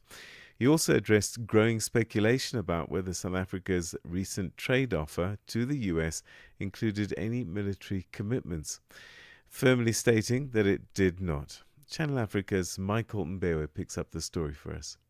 South Africa has responded to the United States' imposition of steep new tariffs, a 30% increase on several key exports, effective 1st of August 2025, a move seen by many as destructive to South Africa's economy. Speaking from the Union buildings in Pretoria, President Cyril Ramaphosa addressed the media by outlining government strategy in response to the escalating trade tensions. He also provided clarity over the growing speculation that the U.S. has installed secret military bases in the country. Well, the military base was never on the table. We never discussed any military installation by the Americans here. So that was never discussed. We put on the table a package which would deal with our trade relations with the United States, that contained what we were offering and what we wanted them to offer us. And we wanted a number of trade items to be exempted, and we wanted to offer them the ability to invest in our economy, as well as South African companies to invest in the United States.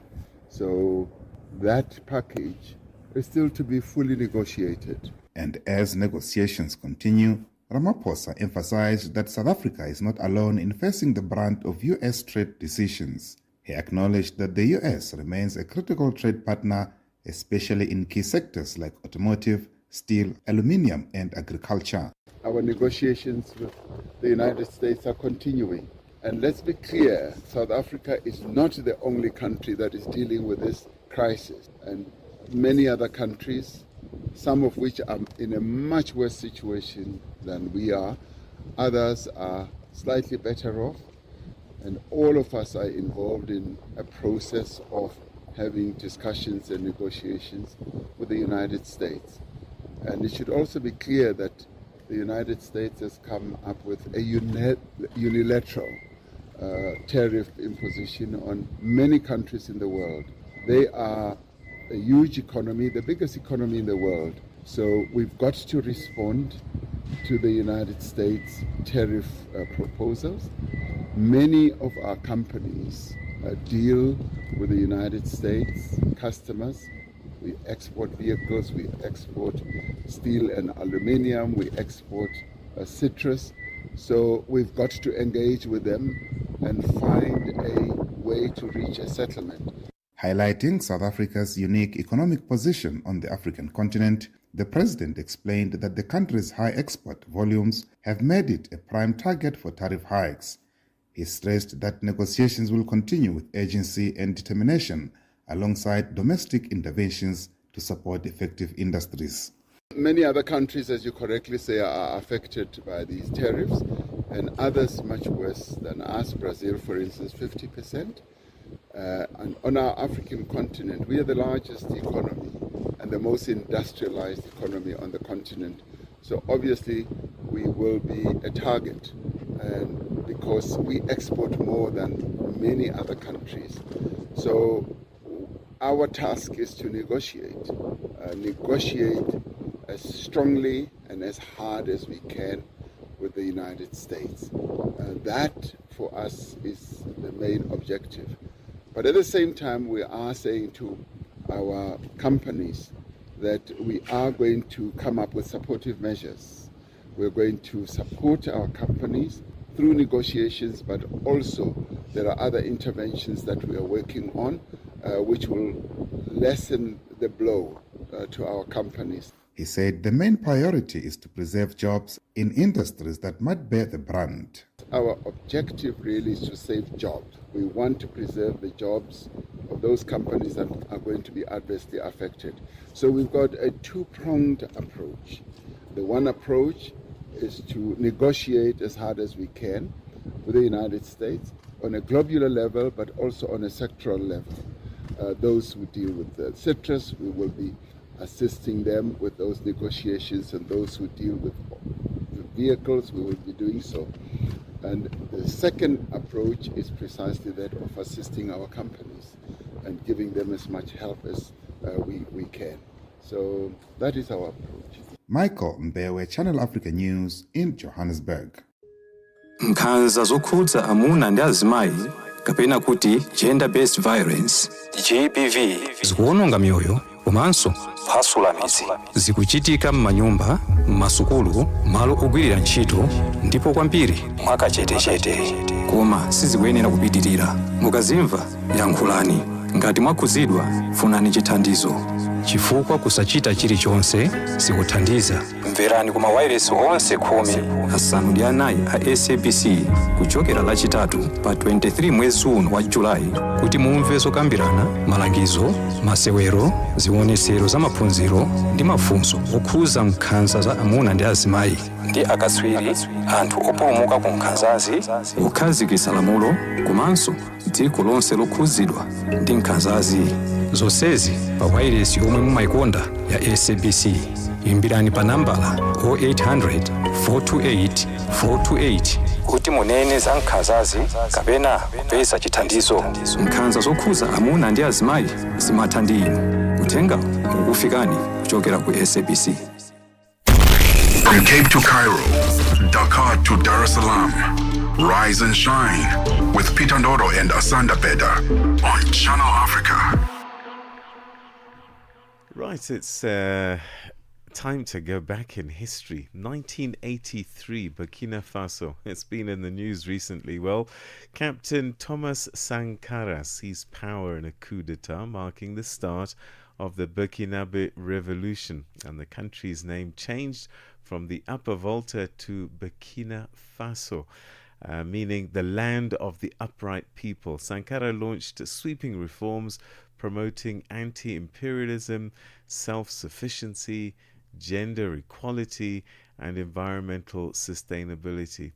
In fact, you could say that Thomas Sankara was ahead of his time with the gender equality. It's become a cause célèbre now, not so much back in the 80s, and yet he was at the forefront of bringing gender equality onto the agenda himself. So, August the 4th has become a national holiday in Burkina Faso, commemorated as Revolution Day. And that's us going back in history.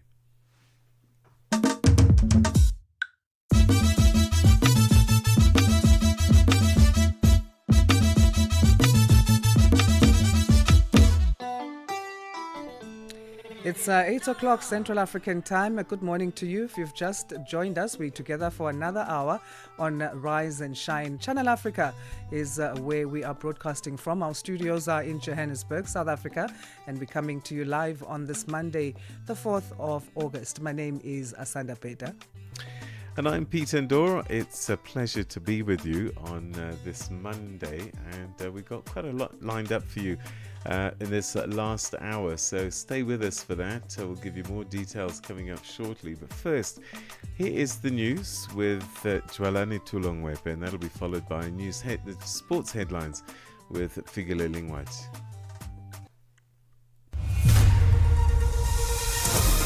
SABC News. The African Perspective. Thank you, Peter. Good morning. The South African National Defence Force has launched an internal investigation to trace the origins of a video circulating on TikTok and other social media platforms purporting to feature a senior SANDF commander inciting members of the military to engage in an illegal strike. SANDF's Admiral Prince Chabalala says the video is fake and maliciously fabricated. The public is also urged to be vigilant and not to share or spread this fake video. Anyone found to be spreading disinformation, inciting mutiny, will face the full might of the law. An internal investigation is underway to trace the origin of this video, and those responsible will be pursued and prosecuted in accordance with the military and civilian law. South Africa's Border Management Authority Commissioner Dr. Mike Masiapato says 42 travellers were denied entry into the country due to health risks identified between April the 1st and June the 30th this year. The agency also says about 24 suspected malaria cases were referred to public health facilities. The BMA has continued to screen travellers from the country for communicable diseases. Masiapato briefed the media in Pretoria on new security measures aimed at boosting traveller verification and law enforcement at ports of entry.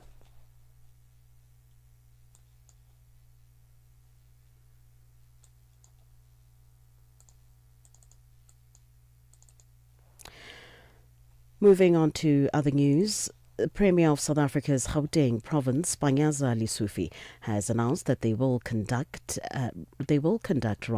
weekly physical inspections of infrastructure and service delivery challenges in the province in preparation for the G20 summit. The South Africa prepares for the gathering of the world's major economies taking place in November. Johannesburg has been selected as the host city. However, critics have raised concerns regarding the city's readiness. Briefing the media in Midrand yesterday, Lesufi says he will be conducting these inspections with the MECs and executive mayors. Attacks on civilians and essential infrastructure in Sudan's Kordofan states, including hospitals, markets and residential areas, have caused a high number of casualties, mass displacement and the collapse of essential services. The International Committee of the Red Cross, or ICRC, has reminded warring parties of their obligations under international humanitarian law to protect civilians and civilian objects. ICRC head of delegation in Sudan, Daniel O'Malley, says the wounded and the sick are particularly at risk as attacks on medical facilities have further crippled the already weakened health system. And finally, reports from Gaza say more Palestinians desperately seeking aid near distribution points have come under fire from Israeli troops at 2 different locations yesterday. Hospitals in Gaza say at least 27 Palestinians were killed. For any news stories you would like to share with us, please do send an email to newsroom@channelafrica.co.za or call us on +27 11 714 4459. For Channel Africa News, I'm Jolani Tulo Webe. SABC News. The African Perspective. In our sports headline this hour, Peter Kutse makes it 3 from 3 with another silver in Singapore.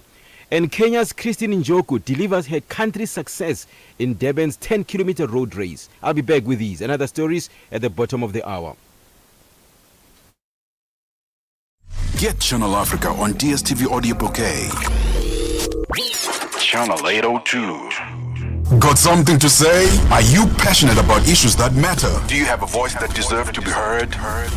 Well, we've got the perfect platform for you. Call in or drop us a WhatsApp on +27 63 406 9126. And we will call you back so you could have your say and be part of the conversation. 30 years of age. I just turned 30 on the 15th of November. So that's who I am,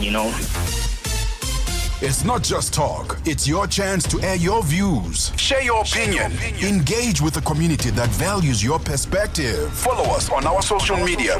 Visit our website at www.channelafrica.co.za and get ready to share your views on Channel Africa, the African Perspective. Zilipendwa na Abedi Jean de la Croix. Tumetoka kusikiliza wimbo na huu ni utunzi wako, wewe ndio umeandika mistari na imani wewe ndio umeandika mstari. Tuanzie kwenye jina. Wimbo unaenda kwa jina gani? Wimbo unaitwa Kanjori. Aha, Kanjori. Kanjori maana yake nini? Kama jinsi nilivyoimba. Nauza wazo leo, kesho na wazo wa uzuri wake, mwendo wake. Japata sio mfikilio. Ukekau matendo yake, changu chake. Unatisha kweli. Aha, Kanjori. Ni historia gani au message gani ambayo imefichama nyuma ya wimbo huu? Kanjori kwa ufupi ni kitu kizuri, yani kitu kidogo. Kitu kadogo yani, alafu ni kazuri ambako kanavutia kwa kila mtu. Zilipendwa kila Jumamosi kuanzia saa 12 kamili majira ya Afrika ya Kati hadi saa 1 kamili majira ya Afrika ya Kati. Are you fluent in French, Chinyanja, Portuguese, and Kiswahili? Are you passionate about radio? And are you looking to work in South Africa? Do you have papers that qualify you to work in South Africa? In that case, we might have an opportunity for you to work for Channel Africa. Send us your CV and demo at newsroom@channelafrica.co.za. Remember, if you don't hear from us within 14 days, it means you have not made it or you have not been selected. Channel Africa, the African Perspective. She builds, she leads, she rises. This August, join Channel Africa in celebrating the women who shape our communities, shift narratives, and carve out a future on their own terms. These women together ought to be able to turn it right again. From Cape Town to Kigali, Lagos to Lusaka, African women are rewriting the script. Here's to courage, creativity, and unstoppable progress. Channel Africa, the African Perspective. New day, new stories. Start your morning right with Rise and Shine on Channel Africa.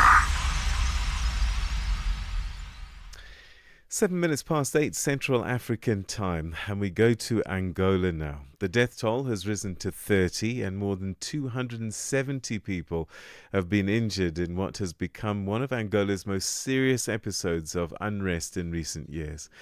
The violence erupted during a 3-day strike by taxi and minibus drivers protesting rising fuel prices and worsening economic conditions. The government, led by President João Lourenço and the ruling MPLA party, has condemned the violence, with some officials blaming the political opposition for inciting the protests. Meanwhile, civil society and human rights observers have raised concern about the use of force and the arrests of protest leaders. To help us unpack what led to this crisis, the state of Angola's economy, and how the government is handling the fallout, we're now joined by Angolan political analyst Jose Gama. Thank you very much indeed for joining us, and welcome to the program. Good morning, sir. Perhaps for those who may not closely be following events in Angola, what exactly triggered last week's protest by taxi and minibus operators? So the strike started on July 28th in response to the increase in diesel price from, let's say, a rise of 33%, parts of gradual fuel subsidy removal from policy initiation initiated in 2023. And public transportation fare rose up to 50%, creating immediate banning on ordinary citizens. So that's why the Taxis Association called the strike. And actually, some people, there was also infiltration there. So unknown people just took over the strike. And after those, Tax Association already cancelled that one, and actually the situation was out of control for the first day, and the next following days, the government had to restore order, and unfortunately there was excess of force, and producing those killings, like now 31 people were killed, a lot of injuries, and too many people being detained. Over 1,000. Over 1,200, something like this. So this is being described as the most serious unrest in Angola for several years. In your view, what does this moment say about the level of public frustration in the country? So it looks like actually that demonstration was totally different if we compare to the previous ones. The previous ones, the people call it and announce the government and say, okay, we're going to strike from the certain place to another, and then it's the police patrol them. And that one was totally out of control. In some village around Luanda, it was accompanied by lootings, and there was no leadership, and people were confronting directly the police officers. So that one was was one of the things that's never happened before: confrontation between people confronting the police. Who are these people then that were confronting the police? Were they taxi drivers? You said that this protests were hijacked. Do we know by who? No, that's what those guys. They're not the taxi driver, because the taxi driver already canceled the strike, and other people just to cover the streets. It looks like most of the people, if you see the age, it's people between, teenagers from 16 to 25. Actually, there were young people leading those confrontations. People, you see, if you can see, there was no political motivation.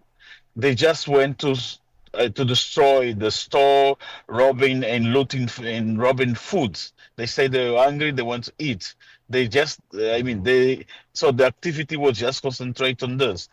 So they never came to the street and say, okay, they want the MPLA out, they don't want the president. No, that one was not political motivation. Was I think was social and economical motivation. Was that one was a very important sign that was sent to to the Angolan authorities. All right, so you're saying that these young people weren't complaining about anything in particular, they just seized an opportunity to loot. Is that what you're suggesting? Exactly, just looting and rob and taking the food from the stores, from some store like not ShopRite, but those in the same level as ShopRite. That's what they did. Okay, so there may have been a spillover in terms of this demonstration by these young people that was done almost, ad hoc. But I am guessing that perhaps what the taxi drivers were feeling maybe is symptomatic of a general feeling in the country, especially when one considers the high cost of living and the challenges that the average Angolan citizen is facing at the moment. Even the tax driver association, they were surprised. They were surprised. On the second day, they came out and condemned those looting. They condemned the looting, the old situation that was taking place in Luanda, because that was not in Luanda. I mean, even out of in other provinces like Willa, Ikolo, Ibengo, let's say like 3 or 4 provinces that's also were facing those kind of strike. So help us understand then why some of the taxi operators were arrested as well. What do we know about the nature of the arrests and the charges? One of the leaders of tax association was detained. Was the deputy president. The government say he is the one who was inciting people. Going to the people that's going to the streets. I think only one guy that was detained actually. I mean, from the tax driver association, and in general there was no taxis. There was no tax driver detained. Most of the guys were detained. The police catch them on the street. Because in Luanda we do have a camera that was installed by Chinese, and was through this that police could find most of the guys who have been detained now. They say they're searching, they're looking for like, let's say 2,000 people that should be detained even in the following days. So we've talked about the use of excessive force. How has the government justified this? What have they said? They justify they saying that they need to restore order. But on the first day, the police was calm. There was no injuries, there was no killing. But on the second day, okay, the police were using the real bullets.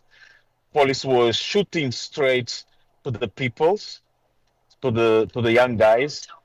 That's why there was those injuries. But some says it should be more, like 100 people killed. But officially, they just assume that was around 31 people.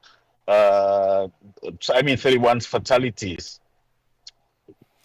Some officials have suggested that opposition parties may be fueling or manipulating the protests. Is there any evidence to suggest this might be true?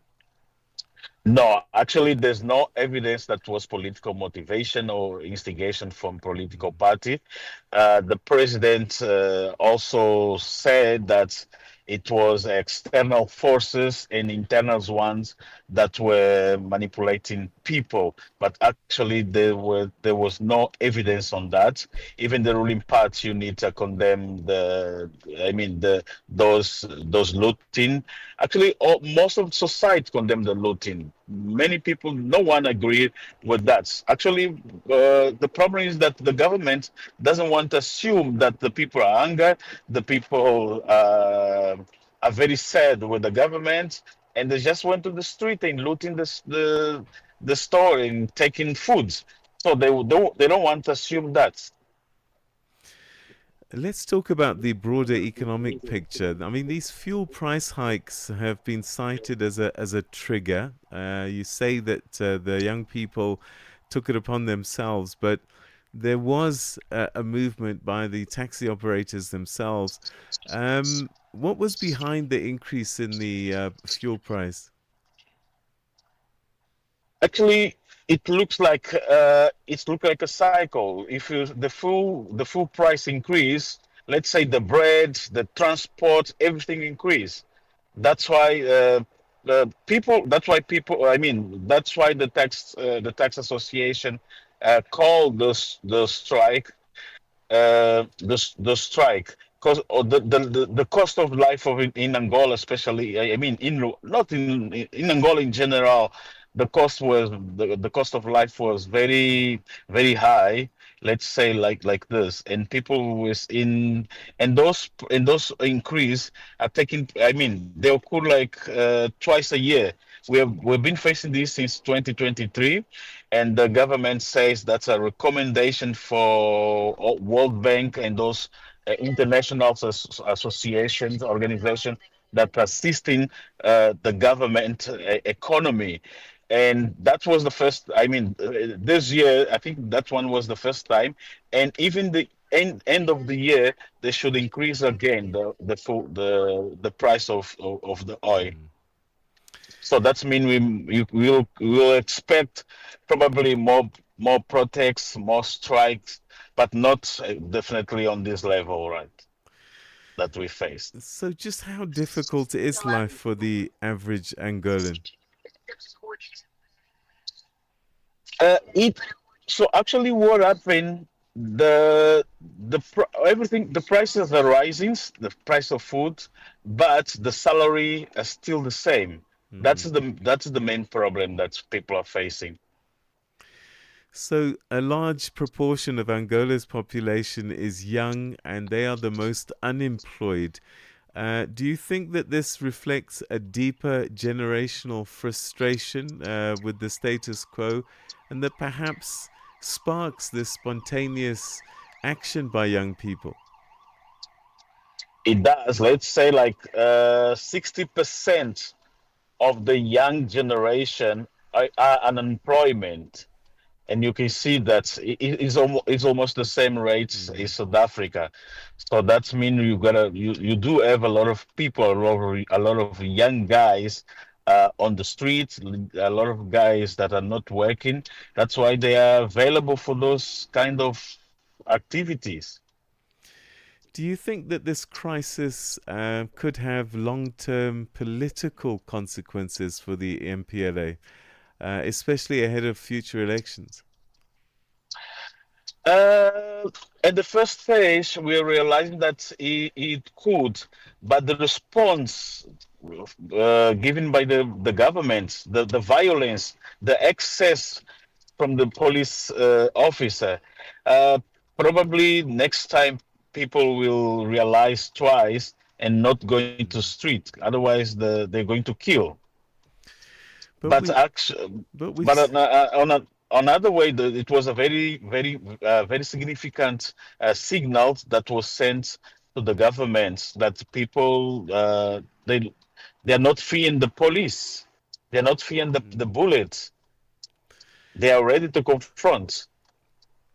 Do you think that these young people, I mean, the looting to one side, were all the young people looting, or were there some genuinely protesting? Actually, most of them were young people. We could see on the images circulating on internet, most of them are young people.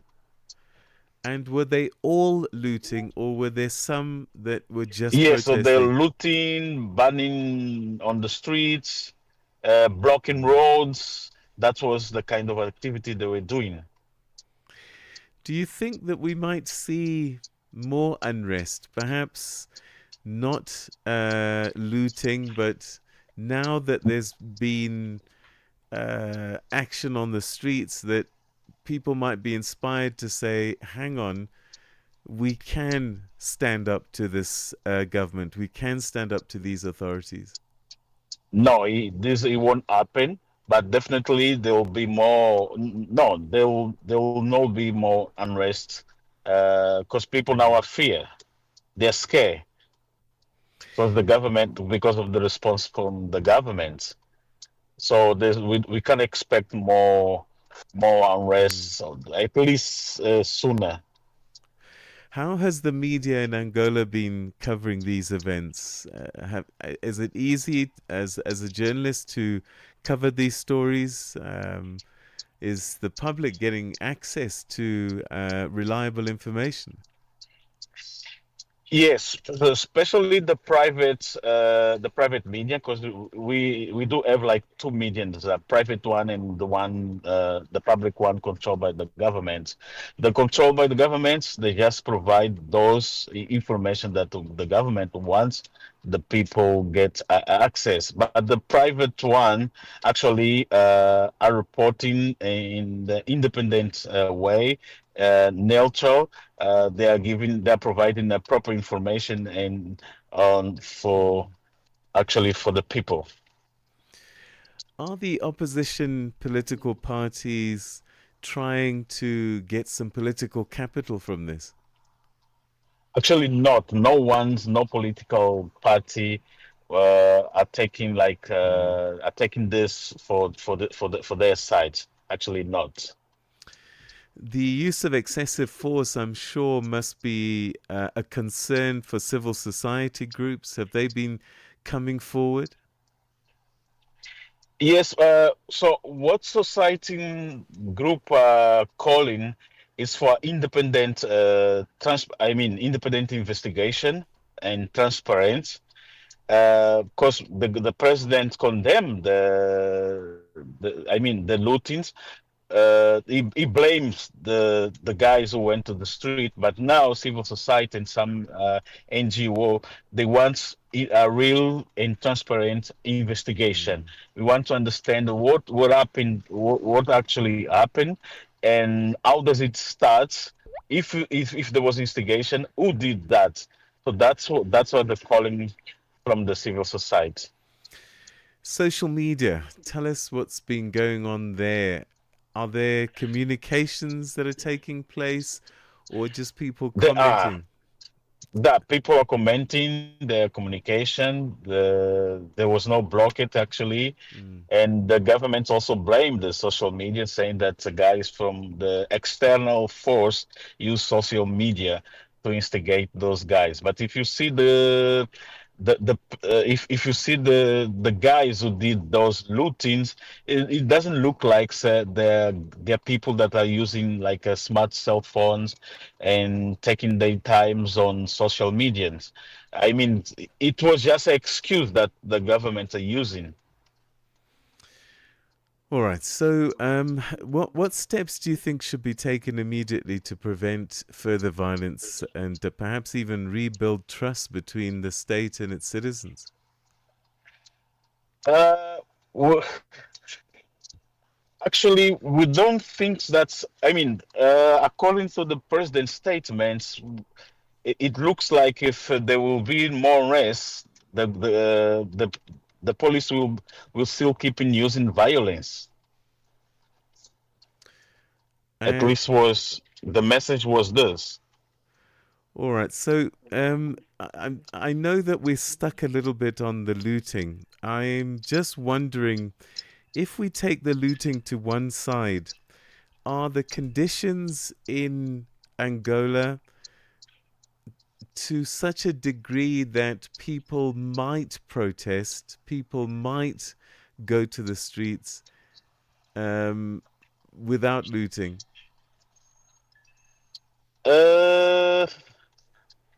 They can, but it will not be the same groups as the ones on those demonstrations. Probably other groups.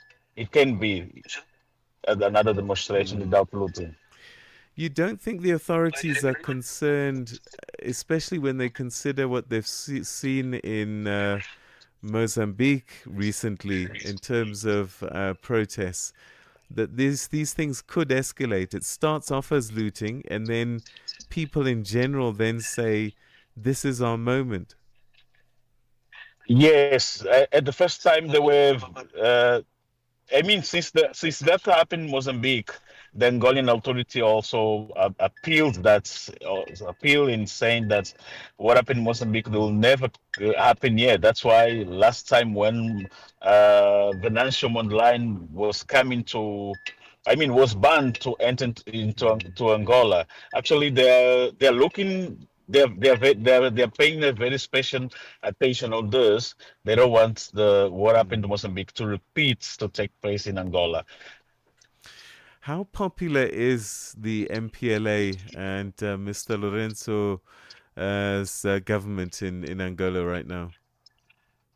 So there's a evident decline of image of President Lourenço. The MPLA also, but especially the President Lourenço. And as you see, the last election in 2022, MPLA won with 51%. Actually, the president are aware that his image that is losing population during these 2 years. All right, that's where we're going to have to leave it. Thank you so much indeed for joining us, Jose, and giving us an update on the situation in Angola. Angola. Thank you. Muito obrigado. Adeus. Obrigado. Adeus. All right, that's political analyst Jose Gama, who's saying that by and large, these protests, the original protests, were hijacked by young people who just took this opportunity to loot that had nothing to do with any political movement. And I've got to say, I saw this play out in the United Kingdom 2010, I think it was, 2010, 2011. And these young kids just piled into shops, stealing sneakers and all sorts of things. So there is always a danger that some of these protests, young people seize the day, as it were, and use it to their own ends. But I do think that there is definitely concern wherever there's prices going up, particularly fuel, which affects everybody. There's always undercurrents, and perhaps whilst it's easy to just say there was looting and young people out of hand, there may be something brewing. We'll certainly keep on top of that story for you. It's 8:30. It's time for your news headlines. Here's Dwalani Tulongwepe. SABC News. Headlines. The African Perspective. Thank you, Peter. Good morning. Making headlines, the Basotho Covenant Movement, Malatanaha, says they only hope to reclaim their land in parts of South Africa that belongs to Lesotho. Premier of South Africa's Gauteng province, Panyaza Lesufi, has announced that they will conduct weekly physical inspections of infrastructure and service delivery challenges in the province in preparation for the G20 summit. And finally, a vaccine for gonorrhea is being rolled out in sexual health clinics across England. I will have details on these and other stories at 9 o'clock. SABC News. Headlines. The African Perspective. Let's check in with the world of sports. Here's Fikile Lingwati with the details. Sports on Channel Africa. The African Perspective. And in this hour, we begin with the aquatics. World 100 meters backstroke champion Peter Coetzee has added a fourth medal to Team South Africa's medal tally at the World Aquatics Championships in Singapore. 21-year-old finished second in the men's 50 meters backstroke final to win silver, which is his third medal of the championship on the final day of competition. Coetzee became the first South African to win 3 medals at a single championship since Roland Schoeman in 2005 in Montreal, Canada. He also won a gold in the 100 meters backstroke and silver in the 200 meters backstroke. On to football news. The president of the Confederation of African Football, CAF, Patrice Motsepe, has explained the reason behind the recent increase in prize money for the African Nations Championship, CHAN. A brand new trophy and a 75% increase in prize money for the winners make this year's edition, co-hosted by Kenya, Tanzania and Uganda, exciting. For the first time in the tournament's history, the champions will take home a remarkable $3.5 million, while the runners-up will earn $1.2 million, with the third and the fourth place teams getting $700,000 and $600,000 respectively. This year's tournament will make history as the first ever edition of the CHAN tournament to be co-hosted by 3 nations. Now on to athletics. Kenya's Christine Njogu successfully defended her total sports women's race Durban title, delivering a fine performance to set a new all-comers record of 30 minutes, 14 seconds. When asked about the new all-comers record that she set, Njogu says she's focused on a personal best first and feels happy to defend the title. Claire Ndiwa was second, while Jane Chacha finished third to make it a clean sweep for the Kenyans. Lesotho's 10-kilometer national record holder Neheng Khatala set a national new record of 31.53 seconds and securing 4th place. Now, basketball news. The Canadian men and women's teams made history when they claimed gold medals respectively in the inaugural 3x3 World Championships that took place at Sun City Super Bowl, South Africa's Northwest Province. The Canadian women's captain, Katie Dandino, elaborated on their way to victory. Well, Spain's a very physical team, and they always execute their game plan really well. So, they were coming out, hitting us hard, being aggressive, getting on our chairs, and so it was a little tough there at the beginning, but we just adjust. We got to play through it. That's what 3x3 is about. Is it's very physical. They don't call as many fouls. We just found our rhythm and started playing out of it. And there's a few things we could have cleaned up. It wasn't our prettiest game, but we got the job done. Lastly, the Springbok women defeated New Zealand's Black Ferns 15 by 41-24 at the Athlone Stadium in Cape Town to level the series 1-1. And build valuable momentum as their eyes turn to the Rugby World Cup, which kicks off in 20 days' time in England. For any sports stories you'd like to share with us, please do send an email to newsroom@channelafrica.co.za or call us on +2711 714 4459. This is Channel Africa Sport with me, Fire Lengwati. Sports on Channel Africa. The African Perspective. She builds, she leads, she rises. This August, join Channel Africa in celebrating the women who shape our communities, shift narratives, and carve out a future on their own terms.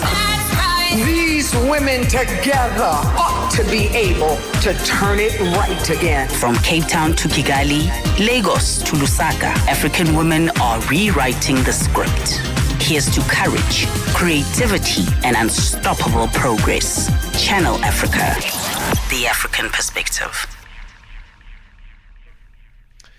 Right, let's catch you up with some business news. And on the business desk this morning, we say good morning to Tabiso Leuko. Business news on Channel Africa. The African Perspective. Thanks, Peter, and good morning. The South African Wholesale and Retail Sector Education and Training Authority held a dialogue with industry leaders on how to help prepare the sector for the future to retain and grow its contributions to the country's economy. Industry leaders say skills offered by universities are not in line with what the industry needs. The CETA brought together leaders from institutions of higher learning and the sector to come with solutions that will help future-proof the industry. Dimakatsulo Shuru has the details. South Africa is increasingly becoming a service-based economy, and 60% of GDP comes from services. Within that category of the economy, 20% is from the wholesale and retail sector. But the sector has seen declines and is looking for ways to improve its offering and also help reduce levels of unemployment, especially among the youth. South Africa's ministers for trade, industry and competition, as well as international relations, are set to give an update on efforts to mitigate the 30% US imposed tariffs. This follows concerns on the impact of the tariffs on South Africa's economy. Government says it's committed to continue negotiating with the US for a mutually beneficial deal. It says it's also engaging with other countries which are going through a similar process. A support desk has been established to provide updates and support to affected exporters. Trade, Industry and Competition spokesperson is Camille Ali. Government is committed to continue negotiating with the United States to reach a deal that is mutually beneficial and avert a situation where South African exports become uncompetitive in the global trading market. We continue engaging with other countries who have been through and those who continue to go through this process. Meanwhile, South African President Cyril Ramaphosa has confirmed that South Africa will not be standing idly but will instead maximize its counter-offer strategy. Ramaphosa also stated that the trade negotiations with the United States did not include any discussion of military cooperation, a clarification aimed at addressing a public speculation. That was never discussed. We put on the table a package which would deal with our trade relations with the United States that contained what we were offering. Lesotho says that the modified trade tariff of 15% may still not be enough to save its textiles industry.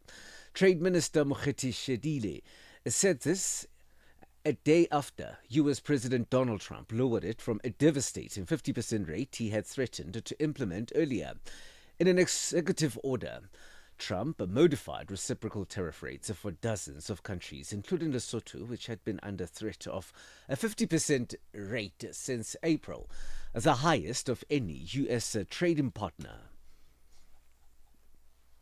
Thousands of Boeing workers in the United States aerospace giant's defense sector are due to begin strike action today.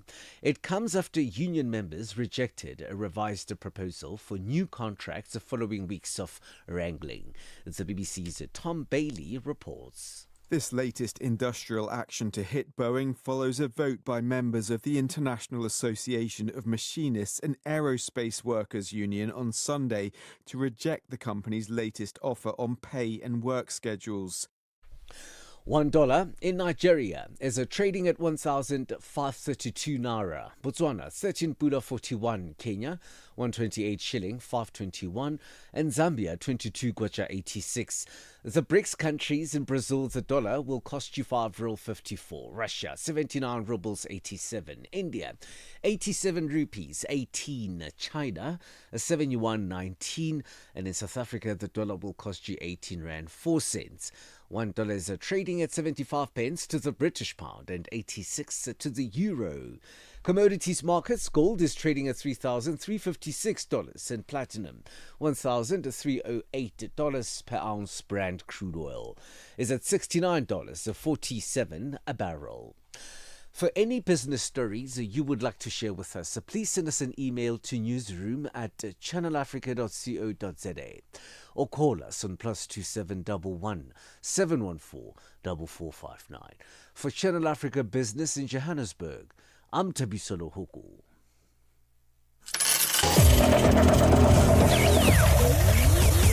Business News on Channel Africa. African Perspective. South African Broadcasting Corporation, SABC Sports, brings you Chasing the Sun, a powerful 5-part documentary series about South Africa's national rugby team, the Springboks, telling the rousing tale of their path to redemption and ultimate World Cup glory in 2019. Started on the 13th of July at 7:30 p.m. Central African Time on SABC2. You can tune in every Sunday for the highs, the heartache, and the heroes that made rugby history. Stream each chapter on SABC Plus anytime, anywhere, no subscription needed. Don't miss Chasing the Sun this Sunday at 7:30 p.m. on SABC2. Be there when history shines. New day, new stories. Start your morning right with Rise and Shine on Channel Africa.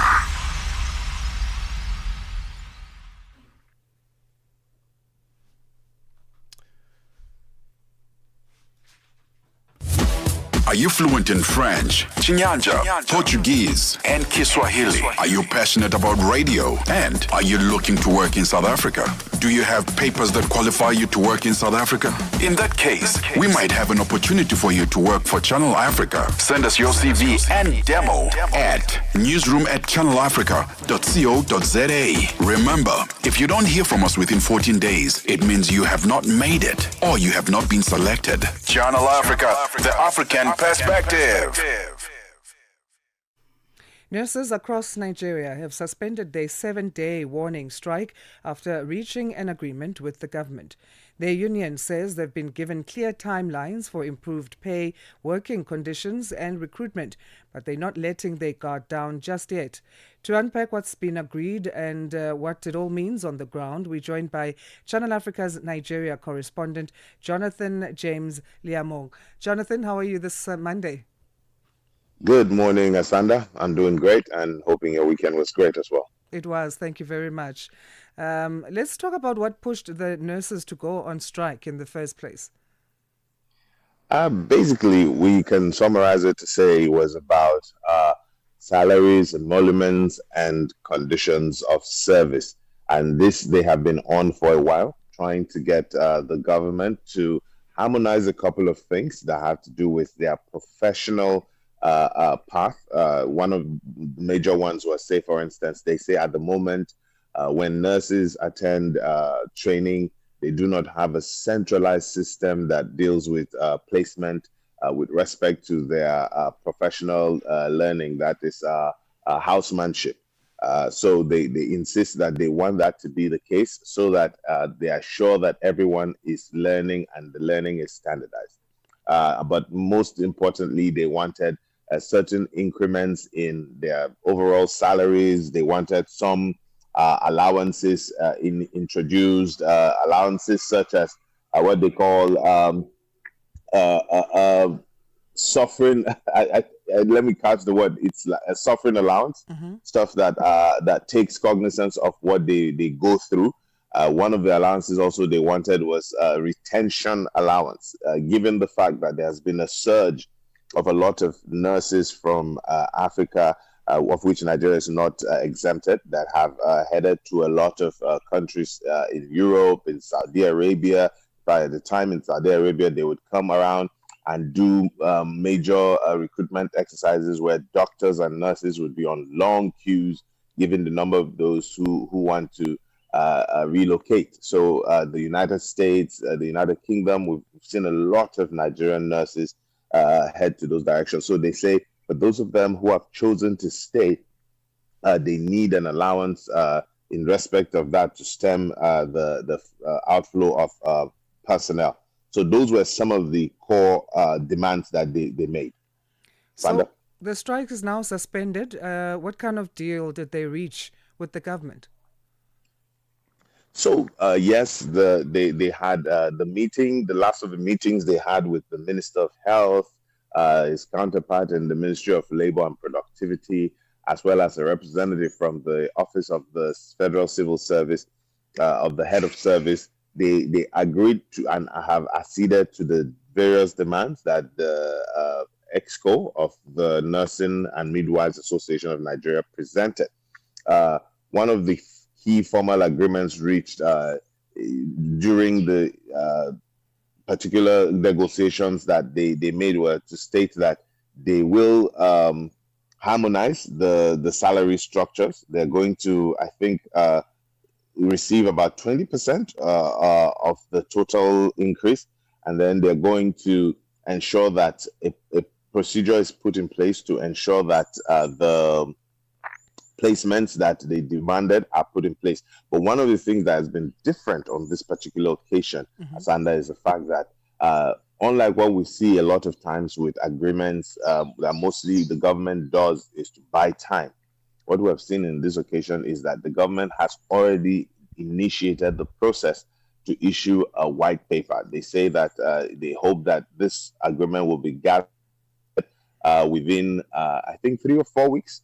And they hope by which time the implementation is going to kick in once it has been gazetted. So that is definitely a departure from what we have always seen. Are the nurses confident at the current time that government will stick to these timelines? I mean, if they're saying that they're not letting their guards down just yet, is there much confidence in the government to stick to what they say they will do? Well, your guess is certainly about as good as mine. I think from following their meeting, because once they had the meeting with the minister, one of the funny things was that the minister actually, when speaking with the media, did say that the strike has been called off.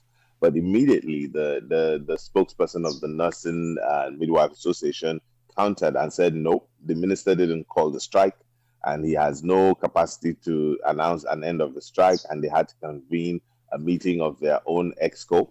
And it was at that meeting on Saturday that they agreed that they were going to call off the strike, but on the condition that if the government doesn't accede to their demands, they are only suspending and standing by to resume. And once this happens, they will not give a warning. They will go on a full and total strike. From what you've observed, how have public health centers been affected so far by the strike? On this occasion, luckily, because it wasn't a total strike, it was a partial strike and it was a warning strike. It was the more lower ranking members of the union that stayed off work. So that did have an effect on an already overstretched health system. Remember, one of the demands also is that they are insisting that there ought to be a major recruitment exercise to ameliorate the current hardship they go through, given how overstretched they are. So, given those few about 4 days when the strike lasted, a few public hospitals that I sought to get information from did say that yes, they were seeing a surge of patients that they were not able to keep up with, given the number of personnel. But with this, certainly, especially those who visit public hospitals across the states of the Federation, where this is the only avenue they are able to seek healthcare, this is certainly a relief and a welcome development. So with the deal that's been struck, is there confidence that the government does have the necessary financial resource to make this sustainable? From what the minister said, the Minister of Health, Dr. Ali Pate, from what he said some of the demands they've made have already been captured in the plan of the government.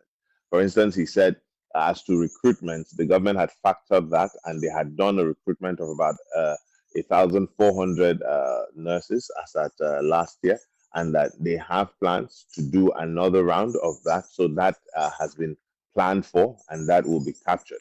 And then, given the demands that they've made, he did say yes, which is why it is being gazetted. Once it is gazetted, unlike what we see with other strikes, where government comes to give a commitment without a backing, they say they seem confident, but with government, they never can hold their breath. But they seem confident that this isn't just talk. They're already immediately following the agreements. They've seen circulars, they've heard directives being passed down for implementation. They say they have a feeling this will be different, but they would not hold their breath completely. How have ordinary Nigerians responded to this strike, especially patients, in terms of what's unfolding and now these latest developments? From the comments I monitored on social media, I've seen people hissing a sigh of relief because this announcement came over the weekend. And over the weekends, there's naturally a reduced activity in hospitals, in government-owned hospitals. You do not have all of the doctors and personnel showing up. So we will be monitoring from this morning to see the compliance to the directive to resume work.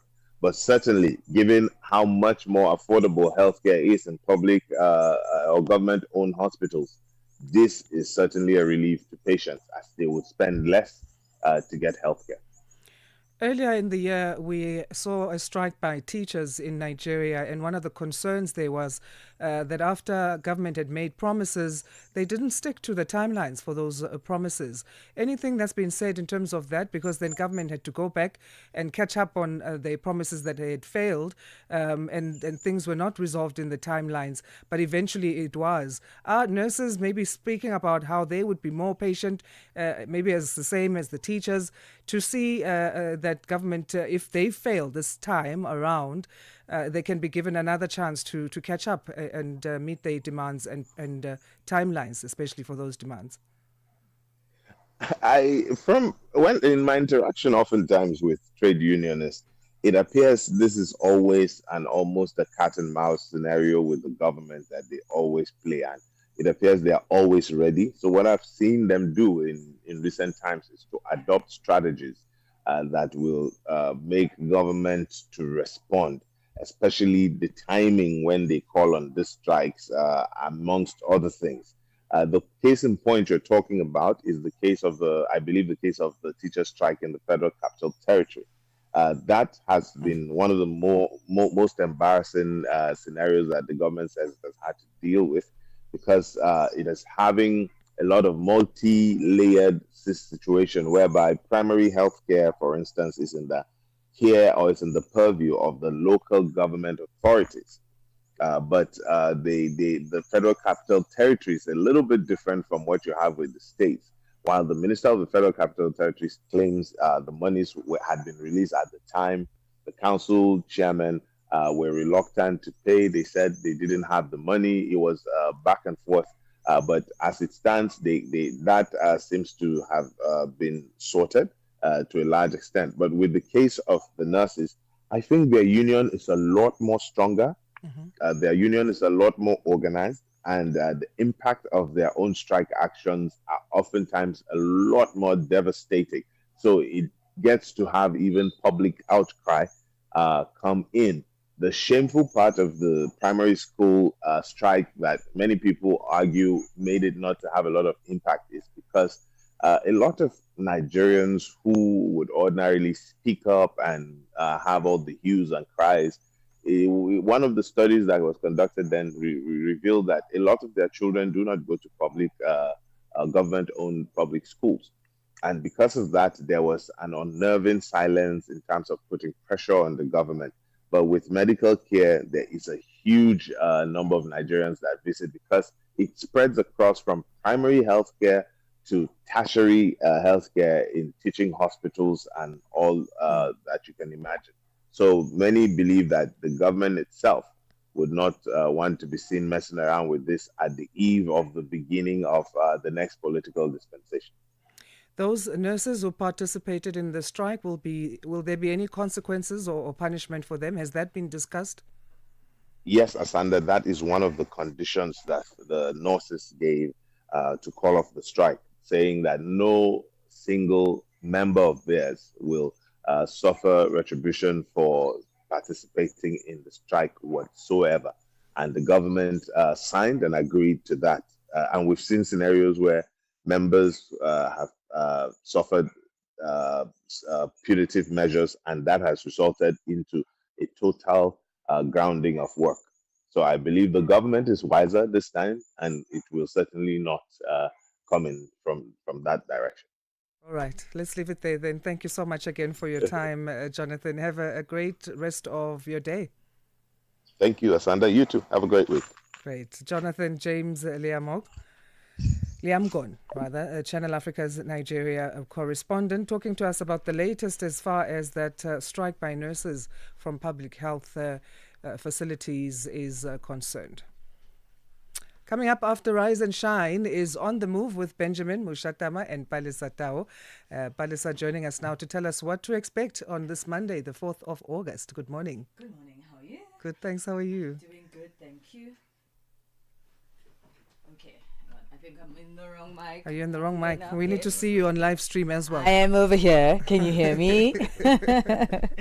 All right, today on The Move, we start off with our gender-based violence focus. We know that the SABC's 18 radio station are focusing on gender-based violence awareness for a couple of weeks. And today we're looking at the online environment in Sudan, which has actually become quite a hostile space for women. So we're going to be unpacking the potential and complexities that are inherent to regulating hate speech in African societies, particularly online. We'll be speaking to the coordinator of the Human Rights Defenders in Exile, East Africa.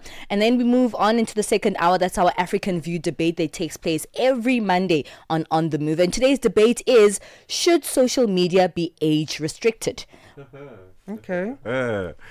That is a fascinating one. What age would that be for you, Peter? You see, that's the thing, because 16 for one child is not 16 for another. Absolutely. So it's a really difficult one. I don't know. Yeah, quite hectic. So we're going to find out. Of course, there's going to be a side that says, yes, absolutely, social media should be age restricted, and one saying absolutely not. We'll find out why from our debaters in the second hour. We wrap up in our fitness and nutrition corner. Would you rather, and I don't know when the last time you went to a party was, Peter, but would you rather go to a party or go to the gym? The gym. The gym? The gym. Just say the gym. No. We know that the party is way more fun than the gym. So we're going to be looking at an event that's actually putting both together, where, there are live DJs, but it is like a gym session, active, even, yoga sessions, active aerobics and the sort. So you get to party and do gym, no hangovers on the next day. So great. That sounds good. Awesome. So that's On the Move at just after the 9 o'clock news.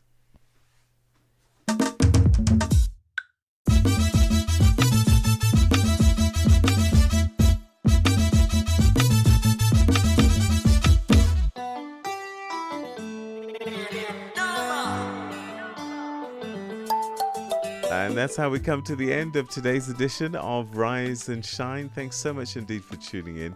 Join us again tomorrow morning, bright and early, 6 o'clock Central African time. I'm Peter Ndoro. I'm Asanda Beda. Goodbye. We'll check in tomorrow, but stay tuned to Channel Africa for On the Move. Here's the news with Jwalane Tulo Mwebe.